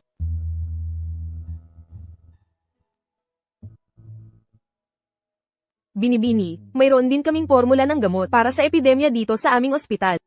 Pero masyadong malala ang komplikasyon nito. Naniniwala akong hindi rin gaano maganda ang iyo. Hindi po. Ano? Ang mga formula ng gamot ko po ay ginawa para maiwasan ang komplikasyon.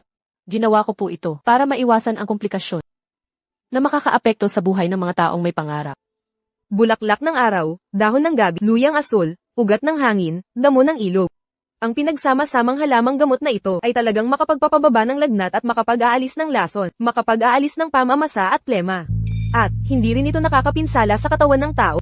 Napakagaling. Makikipag-usap ako kaagad sa lahat ng doktor dito sa ospital para pag-usapan ang planong ito.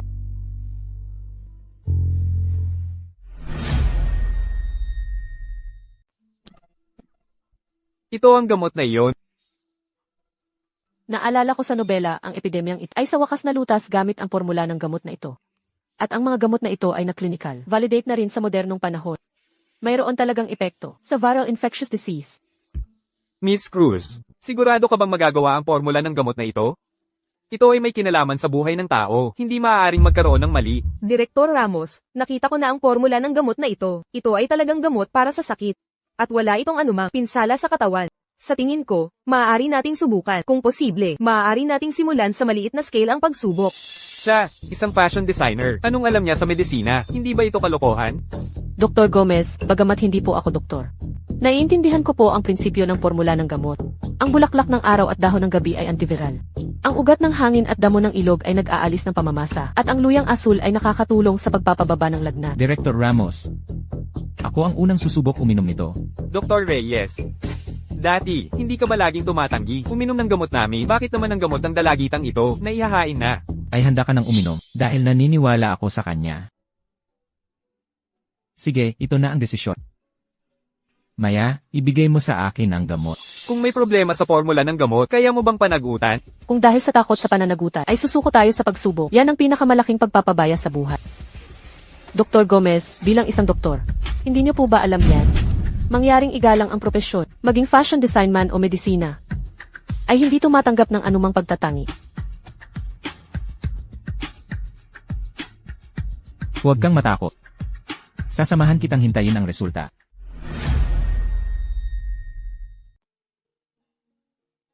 Ngayon, maghihintay na lang tayo ng pang-araw-araw na pagsukat at pagpapatunay kung ang gamot na ito ay talagang makakagamot sa epidemya. Kung gayon, Miss Cruz, kayo po ang magiging dakilang bayani.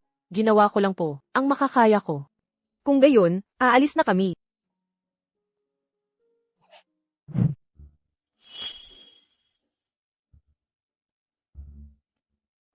Dr. Pineda, ang pesteng batang yan. Kitang-kita namang magkakilala sila ni Dr. Miguel. Dati, halos mabaliw ka na sa pag-aalala para kay Dr. Miguel. Ayaw niyang uminom ng gamot. Ngayon, ang pesteng batang ito, basta-basta nagdala ng gamot na hindi alam kung ano. Inumagad ni Dr. Miguel nang walang tanong-tanong. Nakita mo ba kung paano? Sila naglalandian sa tingin kanina? Walang hiya. Dr. Pineda, hindi ka ba natatakot na ilagay ang ganyang babae sa tabi ni Dr. Miguel? Hindi mo na siya maabot? Dr. Gomez, anong pakialam mo? Ako, si Dr. Pineda, ay may paghanga at gusto kay Miguel Reyes. Pero hindi ako yung tipo na hahabol sa lalaki. Kung sakaling magkaroon, si Dr. Miguel ng ibang kasintahan, yun ay kanyang pinili. Ako ay natural na magpaparaya. May sarili akong dangal.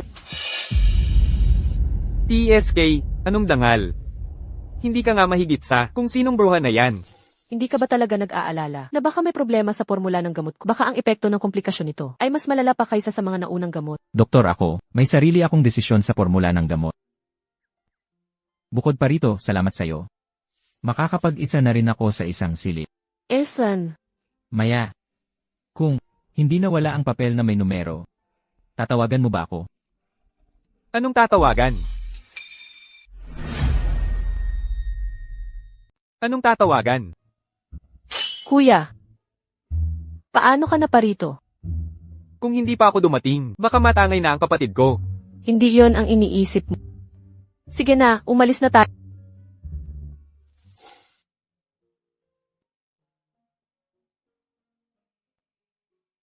Dr. Pineda, Hindi na ako magpapaligoy-ligoy pa. Gusto ko si Dr. Miguel. nahulaan ko na po. Kung gayon, bakit po kayo kalmat? Hindi po ba kayo natatakot na baka takutin ko kayo, bantaan ko kayo para layuan nyo siya? Hindi mo po gagawin yon. Dahil Dr. Pineda, hindi ka ganoong tao. Kung ganoon ka, hindi mo sana ako tinulungan sa formula ng gamot kanina. Para yun sa paggagamot. Ngayon alam mo nang, gusto ko si Dr. Miguel. Wala ka bang kahit kaunting puot sa akin? Wala po. Dahil Dr. Pineda, isa kang mahusay na tao. Normal lang po na hangaan ang isang lalaking kasing husay niya. Pero hindi yan makakaapekto sa pagkakaibigan natin. Dr. Pineda, may dangal ka. Sa tingin, hindi ka maninira ng sinuman para lang sa isang lalaki. Naiintindihan mo ako. Gusto ko ang, iyong kaisipan. Sa totoo lang, wala naman akong gaanong gusto. May kaunting paghanga lang ako kay Dr. Miguel. Pero ngayon na dumating ka, sumuko na ako. Pero may isang tanong ako. Gusto mo ba si Dr. Miguel?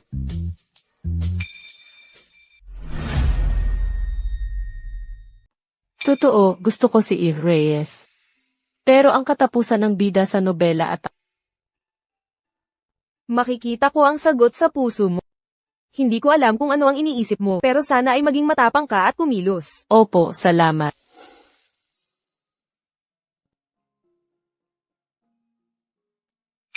Ang direksyon ng buhay ko ay tila nakalaya na, mula sa orihinal na tadhana. Kung ang pag-iwas sa epidemya ngayon at ang gamot ay mailalabas, ang malaking salot sa nobela ay hindi na kaya mangyayari.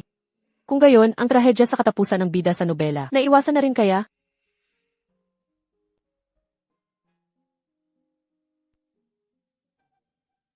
Hindi ka tulog. Nagising ako nang pumasok ka pala. Bakit ka nagkunwari na tulog? At saka, bitawan. Maya, alam kong may pamantayan ka sa pagpili ng mapapangasawa noon. At may ilan akong hindi tugma doon. Kaya ngayon, nagbago na ba ang pamantayan mo? Pamantayan sa pagpili ng mapapangasawa? Mayroon ka bang anumang hinihingi tungkol sa edad ng iyong kapareha? Sa edad, 19 na taong gulang ako. Gusto ko ang mas matanda sa akin, pero mas mabuting hindi higit sa 4 na taon. Ibig sabihin, noon pa man, ay may gusto na pala siya sa akin. Bakit? Mahalaga ba sa iyo ang tanong na iyan? Napakahalaga. Reyes, alam mo ba? Sa harap ng sariling pamantayan sa pagpili ng mapapangasawa, ang mahalaga ay ang tibok ng puso. Ito lang ang tangi. Ang tibok lang ng puso ang nag-iisang pamantayan. Ibig sabihin ba niyan, gusto mo rin ako? Gusto. So, pwede na ba tayong maging magkasintahan? May courting period pa tayo. Maya, Esan, hindi mo ba alam na hindi basta-basta hinahawakan ang ulo ng lalaki? paano kung hinawakan ko?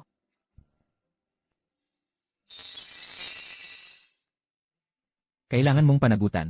Victor, hindi mo ako masisisi. Sisihin mo si Miguel. Talagang napakahusay ng mga taktika niya. Baka naman iniisip niya ako. Dr. Santos, huwag ka na mag-isip ng kung ano-ano. Sa tingin ko, si Director Reyes ay ginagamit na ngayon ng lahat ng oras para makaporma kay Maya. Pagbalik mo, baka may marriage certificate na sila. Hindi, bakit hindi ka pa bumabalik? Sabi ni Director Reyes, kailangan kitang suportahan ng maayos. Ito ay espesyal na panahon, hindi ako pwedeng umalis basta-basta sa pwesto. Sa tingin ko, hindi kanya pinapunta para tumulong, kundi para sadyang guluhin ako. Ay, opo, Ang lingguhang test report ni Dr. Reyes ay lumabas na. Ang viral load ay bumaba na sa ligtas na antas. May malinaw na pagbaba sa impeksyon sa baga at walang malinaw na komplikasyon. Sinabi kong naniniwala ako sa'yo. Miss Cruz, ang race 8 mo ay sa 30 pasyenteng unang ginamitan, 28 ang nalagpasan na ang panganib. Ang natitirang 2. Gama ng mga sintomas, makikita na epektibo ang race 8. Napakaganda, isa itong himala, pati ang lung function ng mga pasyenteng kritikal ay bumubuti na. Miss Cruz, saan mo nalaman ang race 8 na ito? Hindi ko ito naisip. Napanaginipan ko lang ito sa isang panaginip. Pero, ang pagtulong sa kapwa ay hindi naman namimili ng katayuan, doktor man o designer. Basta may puso, makakapag-ambag sa lipunan. Mabuti. Ay, ang galing.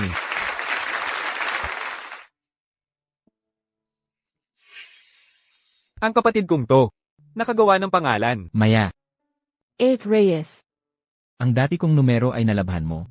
Huwag mo nang mawala ito ngayon. Esan, Kapag tapos na ang panliligaw mo, tawagan mo ako anumang oras. CJ,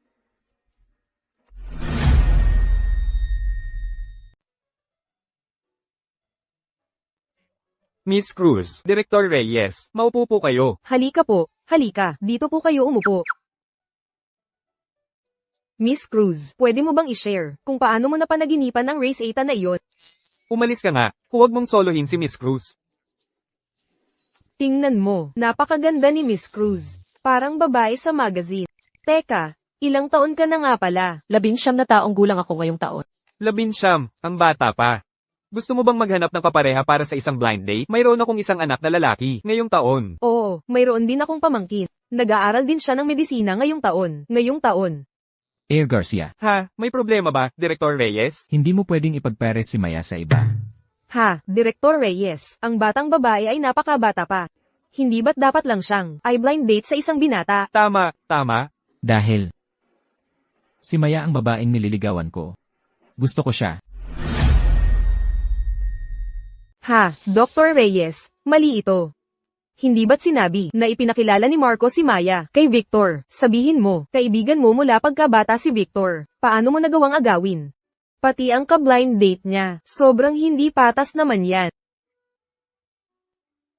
Miss Cruz, halika, tayo'y mag-usap tungkol sa usapan ng blind date, ha? CJ, Yith Garcia, tara na. Tara.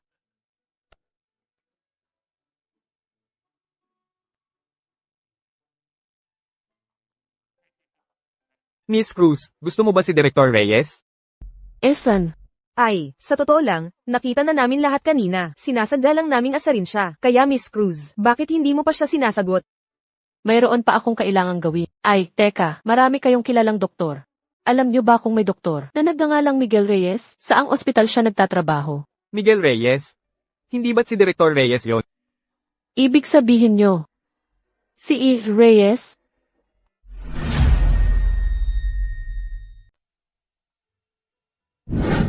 Ibig sabihin nyo, si Ig Reyes? Bakit, Miss Cruz? Hindi mo ba alam ang totoong pangalan ni Director Reyes? Pero ang bida sa nobela, hindi ba 3 taon lang ang tanda sa Ay, teka, nakarinig ako ng isang chismis. Nabalitaan ko na, si Dr. Reyes, para makapag-aral ng medisina mula pagkabata, sadyang idinagdag, ang 3 o 4 na taon sa kanyang edad. Talaga, sabi ko na nga ba, ang balat niya ay tila hindi naman ganoon katanda. Paano nangyari? Ang bida sa nobela na matagal ko nang hinahanap ay si Ig Reyes pala, si Miguel Reyes. Reyes. Kasalanan ko. Sa iisang apelyid at iisang propesyon. Paano hindi ko man lang naisip? Kami sa unang pabrika ng tela ay sumusuporta sa mga taong may ambisyon tulad. Ito ang aking anak. Mananatili siya sa lungsod Solana upang maging doktor. Kung kailangan mo ng tulong sa hinaharap, direkta mo siyang kausapin.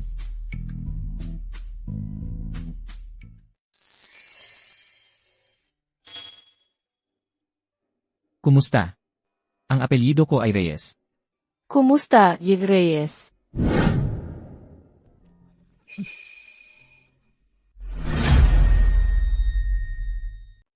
Maya, Dr. Reyes. Air Garcia, wala silang sinabi sa'yo, di ba? Wala naman po, pinupuri lang nila kayo. Ang gwapo niyo, Rob. May sense of responsibility. Maraming babae ang may gusto sa inyo po.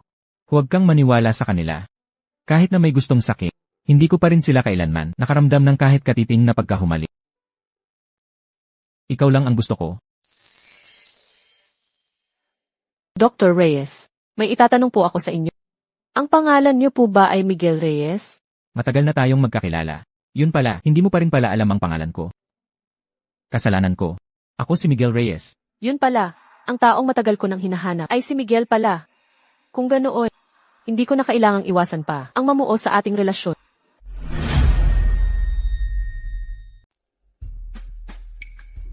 Inay,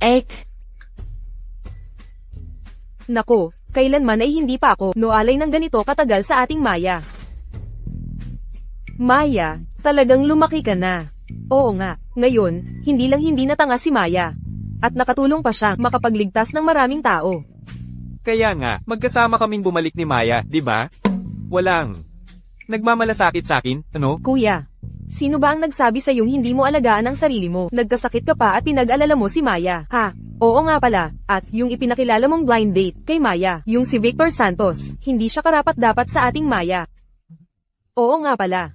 Ngayon, may oras ka na rin. Dapat ay magayos ka na rin ng blind date para sa sarili mo.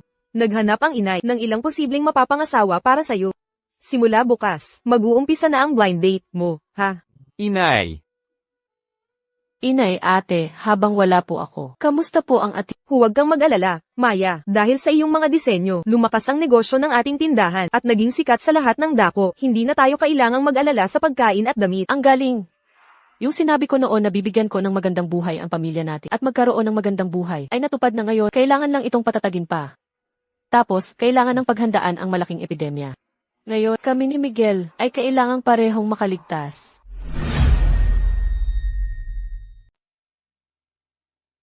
Dr. Santos, natapos na po ang paglaban sa epidemya, hindi po ba kayo uuwi para magpahinga?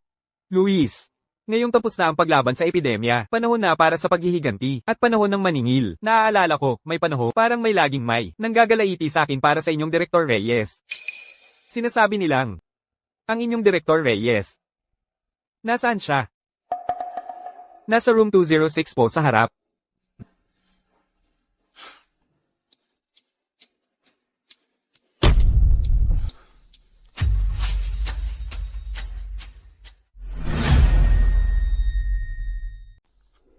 Hindi dapat mangagaw ng asawa ng kaibigan. Ang kapal naman ng mukha. Sa tingin ko ay nagkakamali ka. Hindi mo siya asawa.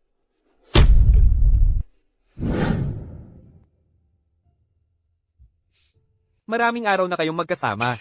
Pero hindi mo pa rin siya napapapayag na makasama ka. Malapit na. Sa tingin ko, ikaw lang ang may pagnanais. Dati, akala ko. Malapit na kaming maging kami. Sabi niya gusto niya muna akong kilalanin. Tingnan ang ugali ko. Nabalitaan ko na habang wala ako, may ginamit kang pamamaraan. Miguel Reyes. Hindi ako bibitaw. Ngayon, maglaban tayo ng patas. CJ, kung ganoon, hihintayin kong makita kang mabigo.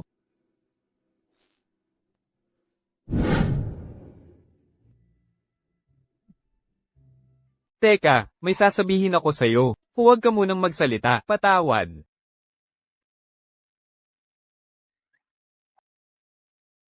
Dati ay pinag-usapan na nating bibisitahin kita, ngunit dahil sa misyon, hindi ako nakatupad.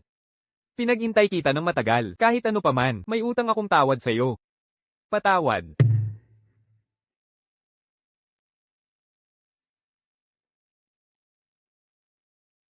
At saka, matagal ko nang gustong sabihin sa'yo. Gusto kita. Gusto ako.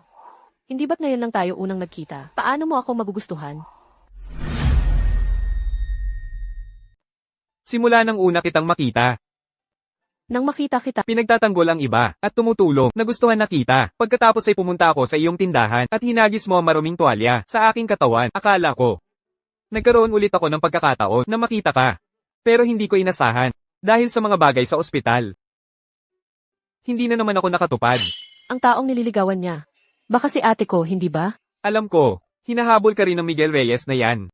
Magaling siya, mabuti ang ugali, tatanggapi ko kung matalo ako sa kanya. Pero gusto kong tanungin ka. Kung hindi ako nakatupad noon, at nagkaroon tayo ng mas maraming oras na magkasama, magugustuhan mo kaya ako? Ikaw yan. Nagkamali ako ng kinakausap. Hello, ako si Maya Cruz. Ako yung kapatid niya, na ipinakilala niya ikinagagalak kitang makilala. Pero sa nagkamali ka ng kinakausap. Ang ate ko ang hinahanap mo, di ba? Nagko-confess siya ng feelings sa akin kanina. Ha ha ha. Hay, kapatid ka pala, kaya pala hindi malinaw ang kuya mo. Sige, Maya, mauna ka na. Hahanapin na ng bayaw mo ang ate mo. Bayaw. Si Victor, parang kaibigan siya ni Dr. Reyes. Hindi kaya akala niya, ako rin ang gusto ni Victor.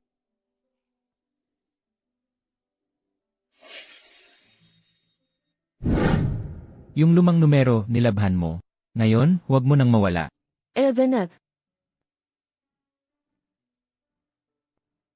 Kapag tapos mo na akong kilalanin, tawagan mo lang ako anumang oras. CJ.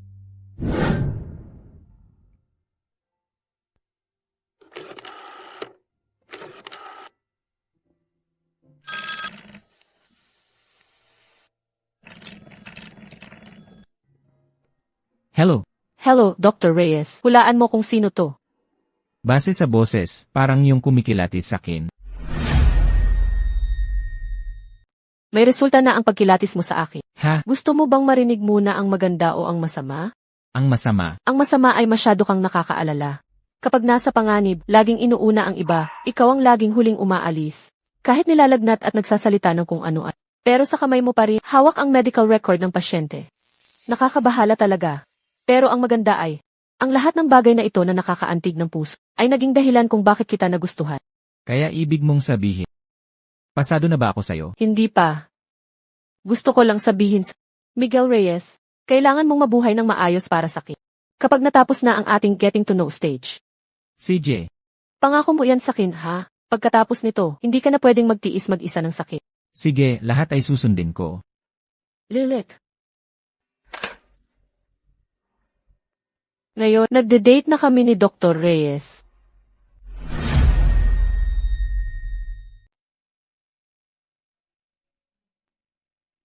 Isa pang subo.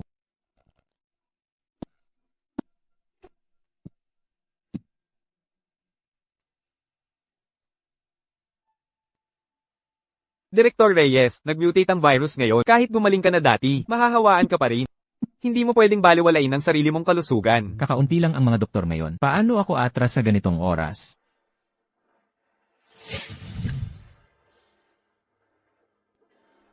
Miguel Reyes.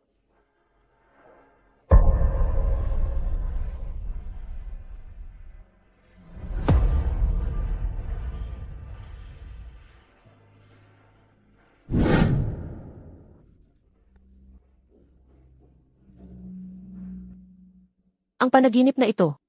Ito ba ay tulad ng mga nakaraang panaginip na nagbibigay sa akin ng babala? Ang malaking epidemya ay talagang mauna na ngayong beses.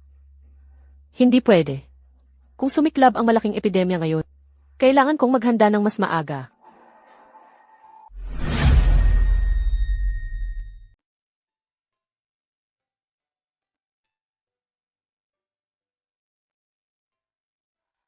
Mayroon po ba kayo, boss, ng mga item? Sa listahan na ito, kung meron, bibilhin ko po lahat.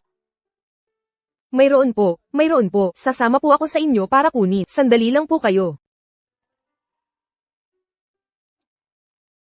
Nandito po lahat.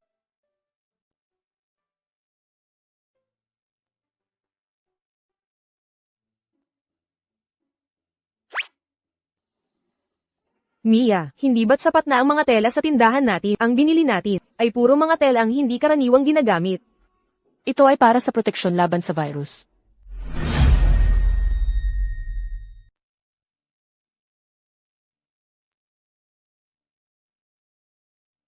Mia, ayon sa design sketch mo, ang damit na ito ay balot na balot. Sa mga tahi, dapat maglagay ng waterproof seal para maiwasan ang pagpasok ng virus sa butas ng tahi. Dito, maglagay ng bukas na clasp para madaling isuot at hubarin. Ang tela ay ibabad sa katasan ng halamang gamot at patuyuin para hadlangan ang droplets. Pero, Mia, hindi ba't nalutas na ang epidemya? Anong silbi pa nitong mga protective suit para sa atin? Bagaman humupa ang virus, magbabalik muli ito. Tingnan mo, masyadong manipis itong mga gauze face mask natin. Ang panganib ng impeksyon sa mga medical staff ay lumalaki. Sa tingin dapat gamitin ang cotton cloth na may waterproof layer. At maglagay pa ng activated carbon filter sa gitna. Sa ganitong paraan, makakagawa tayo ng multi-layer protective face mask. Kailangan nating gumawa pa ng marami. Sige. Naaalala ko ang malaking epidemya sa libro. Ang pinakamalaking problema matapos ang pagsisimula nito, bukod sa paggamit ng gamot, ay ang maagang pagka-impeksyon ng maraming medical staff at ang matinding kakulangan sa medical resources. Kailangan nating paghandaan ito ng maaga.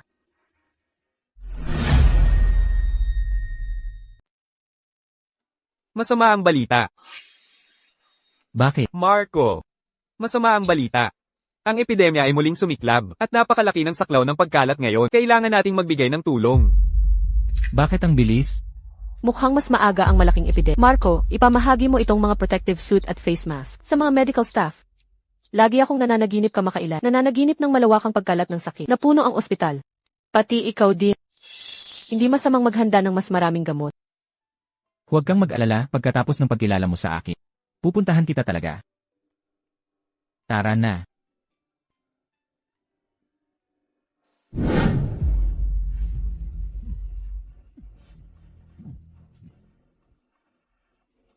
Marco, dapat mong tuparin ang pangako at bumalik ng ligtas at walang galos. Mga kababayan, kung may sobra kayong gauze at alcohol sa bahay, bibilhin ng Mia Ana Couture sa mataas na presyo. Bukod pa rito, ang paggawa ng isang protective suit ay katumbas ng 3 kilo ng harina. Anong silbi ng tela ngayon? Ito ang mga protective suit para sa frontline. Nakakasalba ng buhay yan. Nakakasalba ng buhay. Uwi na tayo. Tara, Tara, Tara. Dali, lakad.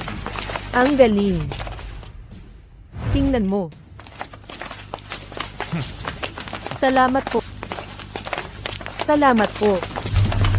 Salamat po. Anak, kunin mo ito. Salamat sa lahat ng hirap ninyo. Libre lang yan ha. Salamat po, Lola. Miss, ayaw rin namin ng pera. Salamat po. Miss Mia, dumating na po ang waterproof fabric namin. Waterproof fabric. Salamat po sa inyo. Direktor Marco. Paubos na po ang face mask at alcohol. Marco. May 20 pasyente na naman ang dinala mula sa East District na kritikal. Hindi magtatagal ang gamot. Hindi ito pwede. Iyan, pumunta ka sa ospital sa kabilang syudad at manghiram ka. At hatiin at tunawin ang glucose, hanggat kaya panatilihin lang. Sige po, alis na po. Tito Doktor, mamamatay po ba ako? Hindi, bata. Pinapangako sa'yo ni Tito Doktor. Gagaling ka talaga. Direktor Marco, dumating na po si Miss Mia. Direktor Marco, dumating na po si Miss Mia. Marco, dumating po ako para maghatid ng supplies. Marco, nagdala po ako ng kabuuan 500 protective suit, 3,000 face mask, 20 kahon ng alcohol. Bukod pa rito, ang inyong ospital ay naglaan din ng isang batch ng gamot para ipahatid sa akin. Sapat na siguro ito sa loob ng ilang araw. Ang galing naman.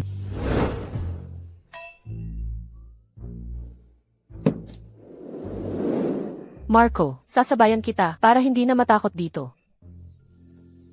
CJ, makakakuha ba ako ng dagdag puntos sa pagkilala na ito? Magyakap kayo. Magyakap kayo. Ilitas muna ang mga tao. Ang iba, mamaya na pag-usapan. Ang mga supplies ay nasa labas. Mabilis mag-ayos ng tao para magbaba ng karga. Sige, Luis, mabilis mag-ayos ng tao para magbaba ng karga. Opo.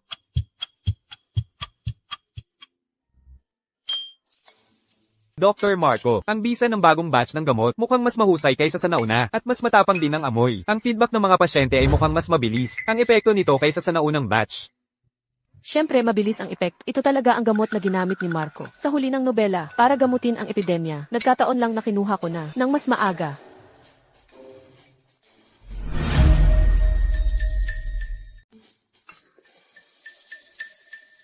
Ang reseta ng gamot na ito ay inadjust kaysa sa dati. Hindi bababa sa 2 karagdagang gamot ang idinagdag at dinagdagan ang dosis ng bulaklak ginto. Para sa pamamaga at mataas na lagnat, ang epekto ay dapat na mas malakas. Kailangan nating ipamahagi agad ang reseta at siguraduhin na ang bawat pasyente ay makakagamit ng gamot. Sige po.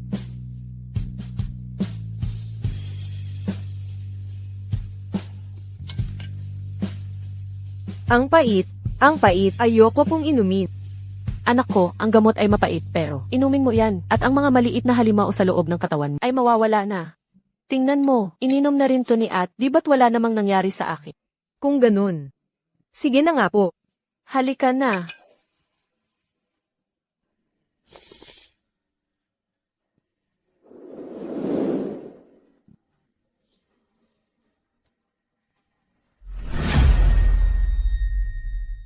AYYY. Sa wakas tapos na ang paghahati. Kinumpirma ko ang data kanina at talagang bumuti ang gamot na ito. Tubig. Gusto kong uminom ng tubig. Hindi pa dumarating ang tubig. Kailangan muna nating unahin ang pagpapainom ng gamot sa lahat. Magtiis muna kayo. Malapit nang dumating ang supplies. Ang mga supplies na dala ni Mia, hindi natin basta-basta magagamit. Sa sitwasyon ngayon, kailangan pa ba nating maghati? Dr. Ian, narito po ang tubig. Pakipasok na po kagad.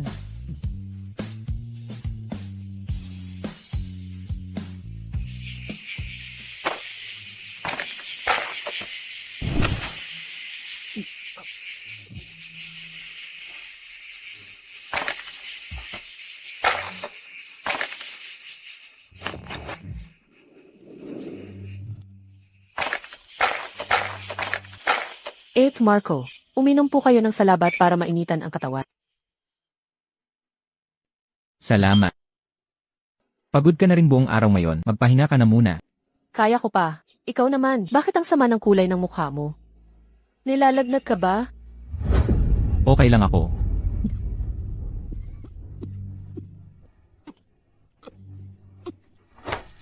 Nahawahan ka. Nahawahan ka. Kailan pa nangyari ito? Kahapon. Habang nagsasalba ng pasyente, napunit ang protective suit. Pero, kulang ang medical staff ngayon. Kaya ko pang magtiis. Pero malinaw na ipinangako mo sa akin na mabubuhay ka ng maayos. Mia, Sumama ka sa akin pabalik sa lungsod ng Surya. Dadalhin kita para maghanda ng gamot. Mia, huli na ang lahat. Masyadong mabilis mag-mutate ang virus ngayon. Natatakot ako na ang naunang reseta ay matagal nang walang bisa. Pero naniniwala ako basta't narito ka, may pag-asa ako.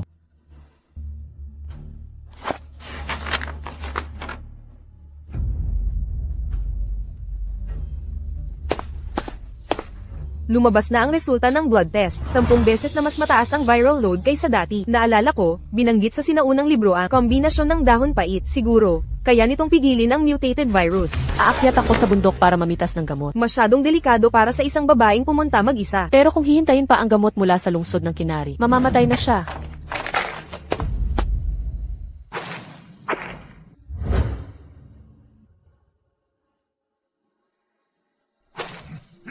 Ibigay mo ang gamot. Hindi ito gamot para sa epidemya.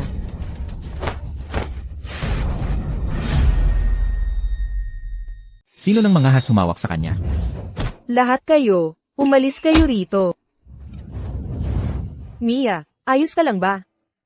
Si Marco, malapit nang mawala. Ano? Kailangan bang tulad ng sa nobela, si Marco ay mamatay sa malaking epidemya na ito? Hindi. Iniligtas niya ang lahat. Kaya ililigtas ko siya. Hindi ko siya hahayaang matulad sa libro. Sa parehong kapalaran. Dali, ibalik mo ako.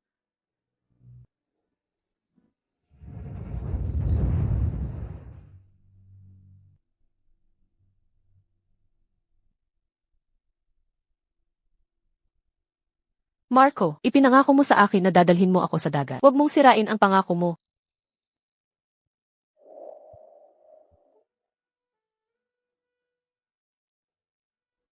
Miss Mia. Ang panahon ng pagkilala. Pwede bang paikliin? Tapos na ang panahon ng pagkilala. Pumayag na akong maging kasintahan mo. CJ.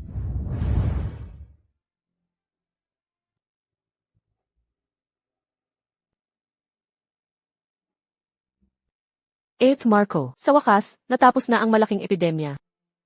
Sa wakas, natapos na ang malaking epidemya. Naaalala ko kagabi, may isang taong may ipinangako sa akin. Anong ipinangako sa iyo? Nakalimutan mo? Paano mo naman nakalimutan yon?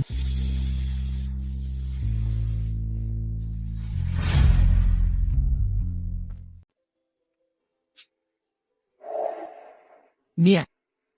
Anong ibig sabihin niya? Hinihalikan ko ang kasintahan ko, Talaga? Sabihin mo ulit. Sabi ko, umayag na akong maging kasintahan mo. Marco, mula ngayon, akin ka na. Mia. Baka naman kasi, nag-aalala ka na hindi ako magising kahapon. Kaya mo lang sinasabi yan para aliwin ako, ano? Hindi dahil plano ko na talagang, kapag natapos na ang epidemya, ay sasagutin na kita. Kagabi, natakot talaga, kaya ayoko nang maghintay. Gusto ko nang sabihin sa iyo kaagad. Mia, kahapon, nanaginip ako ng mahaba. Napanaginipan ko na. Nagmahalan tayo sa ibang panahon at espasyo. Naniniwala ka ba? Naniniwala ako. Sa tingin ko, saan mang panahon at espasyo, lagi tayong magmamahalan.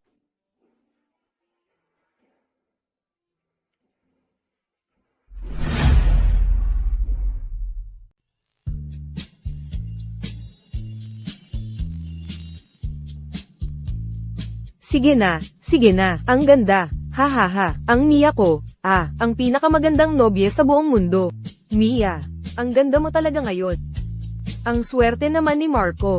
Ate, anong swerte-swerte? Siya, sa hinaharap, magiging bayaw mo na yan. Saka, kayo ni AC, kailan kayo ikakasal? Lahat kami ay sabik na sabik. Tawagin siyang bayaw. Sa oras na iyan, kapag kayo ay ikakasal, ako at si Marco, ay tiyak na magbibigay ng malaking angpao. Walang hiyang babae, araw ng kasal mo ngayon, bakit mo ako idinadamay? Bukod pa rito, ang tungkol sa amin ni Ian, wala pa namang katiyakan. Mia, pwede po ba akong pumasok para humingi ng tsa? Teka. May kailangan lang po ako kay Mia.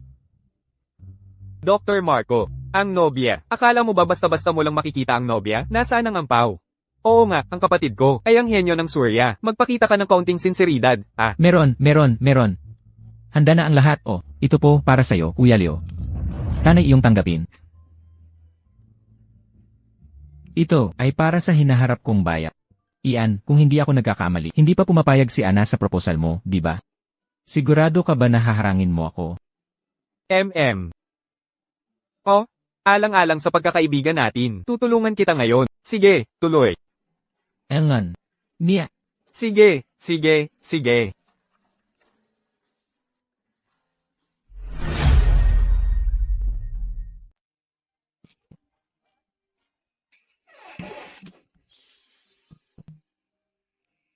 Marco, natulala ka na ba?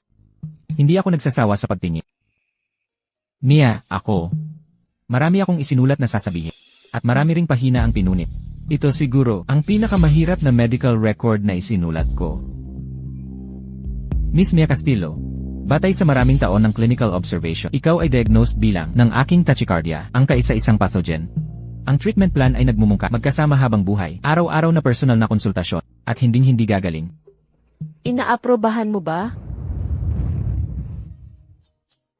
Inaaprobahan, pero kailangan ng lifetime follow-up at hindi dapat lumibat.